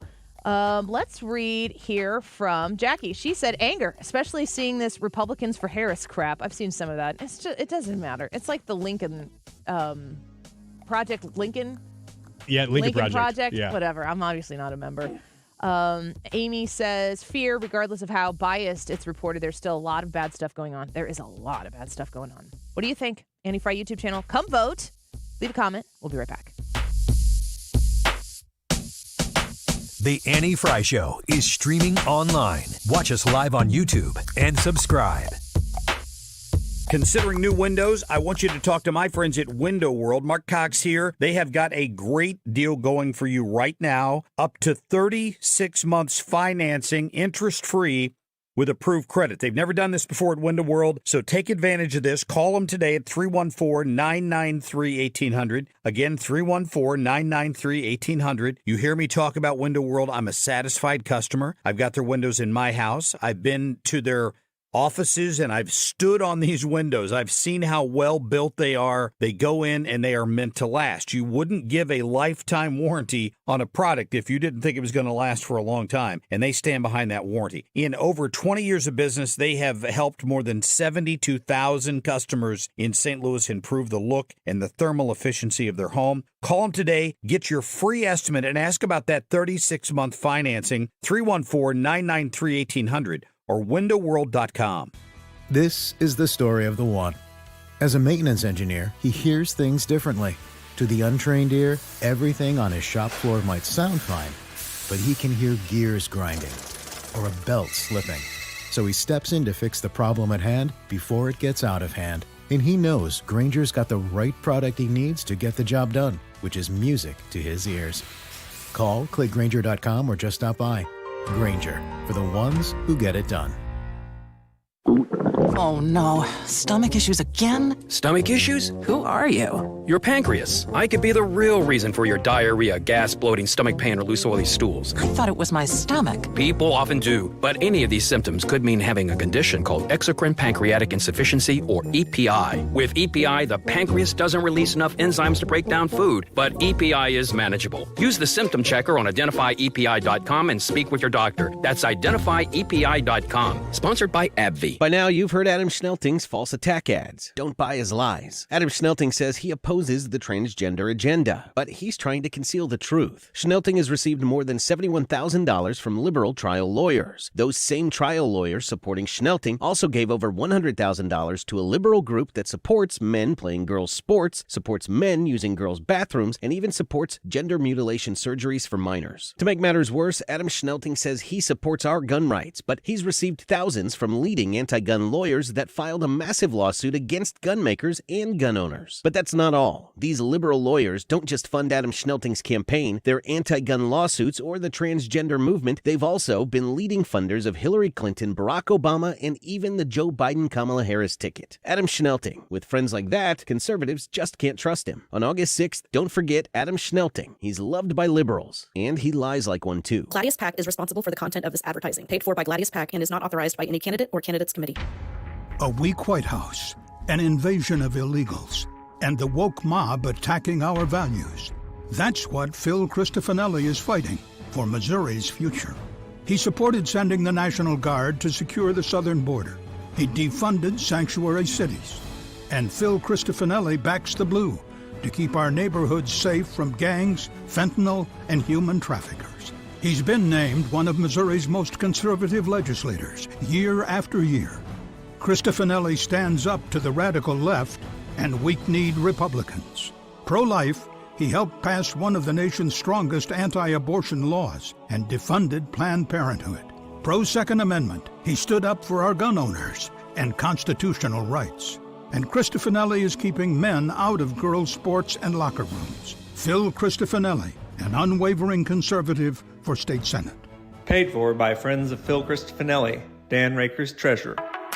Upgrade your family vacation with an unforgettable escape to the Palm Beaches. From outdoor adventures and laid-back beaches to thrilling family attractions and animal encounters, the Palm Beaches have something for everyone. Discover premier resorts with creative kids clubs that will keep the little ones entertained while you enjoy world-class golf and spas. We are the original, the one, the only, the Palm Beaches. Plan your trip at thepalmbeaches.com. Mark Cox here. If you're nearing retirement or already retired, call my friends Thomas Helbig and Bob Kershaw with the Retirement Advisory Group. They'll show you how to link to the market without the risk. They're the official financial advisors of my show. Go online to retirementkey.com. We're going to give you the results of this poll in just a minute. You still have time to vote, though, if you haven't. What does this news cycle make you feel? Fear, hope, anger, or apathy? Type in Annie Fry on YouTube, and you can vote and get your vote in before we give the results. It is 2:50. This time check is sponsored by Jerry Kelly Heating and Air Conditioning. It's time for a $98 AC tune-up. Hey, it's Mark Reardon. Happy Monday. I have new polling on all the statewide races. We'll share that with you. Also, we're going to talk about The Bear. No, not the FX show. RFK Jr. and The Bear. His story. If you haven't heard it, it's a doozy. We will share it coming up.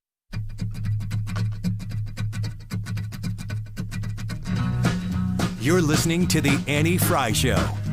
Follow Annie on Twitter at Annie Fry Show. Just got home from Illinois, locked the front door, oh boy. Got to sit down, take a rest on the porch.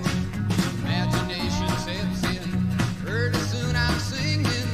Looking out my back door. Welcome back to the Annie Fry Show. Breaking news from Fox News reporting the Ain al-Assad air base in Iraq, which houses U.S. troops, was reportedly attacked with rockets on Monday, according to sources. The news was broken by Reuters, which was told about the situation by multiple security sources. At least two Katyusha, rockets were fired towards the base. The sources did not confirm if the attack caused any deaths or injuries. Though one security source said the rockets fell inside the base, the incident comes as tensions in the Middle East escalate amid the Israel-Hamas war. Last week, Hamas leader Haniyeh was assassinated in Tehran, causing the Iranian government to vow retribution against Israel. The IDF has not claimed responsibility for their death, but Iran reportedly plans to launch attacks against Israel soon. Soleimani says, General Hossein Salami? I don't know. Sorry. They will see the result of their mistake. They will see when, how, and where they will get their response. So we wait for that.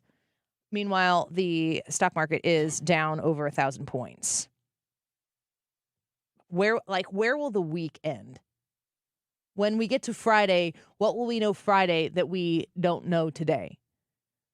And I think that the emotions that come behind watching this, there's a lot that pulls you in to want to know the minute by minute. That is a stress builder. We all have to get to the point where we can consume this information in a healthy amount and keep it at bay. And you have to have an anchor on perspective and priority in your life that supersedes this, like to know what is important in your life in order to fully be able to process what's going on. Brad, what do you think? How does this news cycle make you feel? Fear, hope, anger, or apathy? I'm angry. It makes me angry because it didn't have to be this way. It didn't have to be any of this. I mean, things outside of COVID, things were going really, really well. And then COVID happened, and it was like, okay, now everybody's scared. So what we're going to do is we're going to jump ship midstream. And it seems like there was a large chunk of the country saying, no, you don't want to do this, but people still said, hey, this is a great opportunity to get rid of the guy that makes us feel uncomfortable, and we want somebody that makes us feel more comfortable. Only thing is, he didn't actually make you more comfortable, and it bothers me that people will vote with their emotions and instead of with their minds. It's like, yeah, Donald Trump is bombastic, and he's all those things that you don't like about him, and I don't particularly like about him, but what he is good at is running the country. What he is good at is building an economy. What he is good at is, believe it or not, foreign policy, which is one of my biggest question marks for the guy whenever he first got elected, whenever he first took office. What's his foreign policy going to look like? But he was good at it. We had essentially peace. He had the Abraham Accords. Countries were siding with Israel. Yeah. And now the Iran deal thing goes on. Iran gets all big in its britches, and here's where we're at. So I'm angry about that. It didn't have to be this way. Mm. Dirk said, I chose apathy. I do what I can to leave the rest in God's hands. I know he will take care of things as I pray to him. Frank said, anger. What other emotion can I feel? This was so avoidable. But hey, no more mean tweets. Russell said, I chose fear. Journalism no longer exists. Main Street media has nothing more than campaign managers, so you can't call that news by any stretch.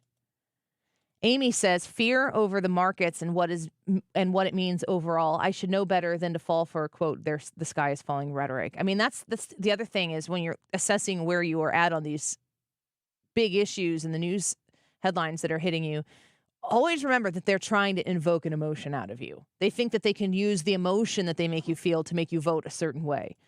Lute says, fear, I shiver at what my family and children are about to go through. Anger because of the leaders not doing anything to stop it. George says, apathy. It feels like the news is running around like Chicken Little. So it's a lot between those two individual emotions here. I think that I feel, I'm going to just be honest and say I feel fear the most.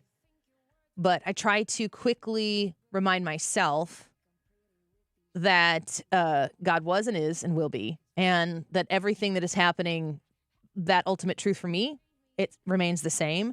Hopefully you have something that really anchors you like that as well, to give you hope, to get you to the place where you are hope. I'm not a hope answer in this result, but I'm always working to get there, and we do have that. The results are 10% hope, 12% apathy, 25% fear, and 53% of over 200 votes. Angry. Stay tuned. We'll try to get you through all of it. Mark Reardon will as well. Next. Home values are sky high, and you have a ton of equity. Your financial advisor thinks the market is peaked. So if you're thinking about selling, it's time. Except for two things. High interest rates will burn you on a new home loan, and you're not ready to move. Savvy financial advisors suggest Truehold's new Sell and Stay program. It's ingenious because they buy your home now while its value is high, but you can stay in your home as long as you want with an easy, affordable lease. Smart, right? Truehold will make you a solid cash offer, not a lowball offer like the others. It's based on your home's current value. The cash is yours to travel, pay off bills, or secure your retirement. And again, you can stay in your home with a comfortable lease. Truehold covers property taxes, insurance, and maintenance. See how much Truehold will pay for your home today. Call 1-855-300-9993 or visit Truehold.com. The smarter, faster way to cash out your home's value without moving. That's Truehold.com. Your garage door is always there for you, rain or shine. Are you taking your garage door for granted? Is it screeching and whining for attention? Trust overhead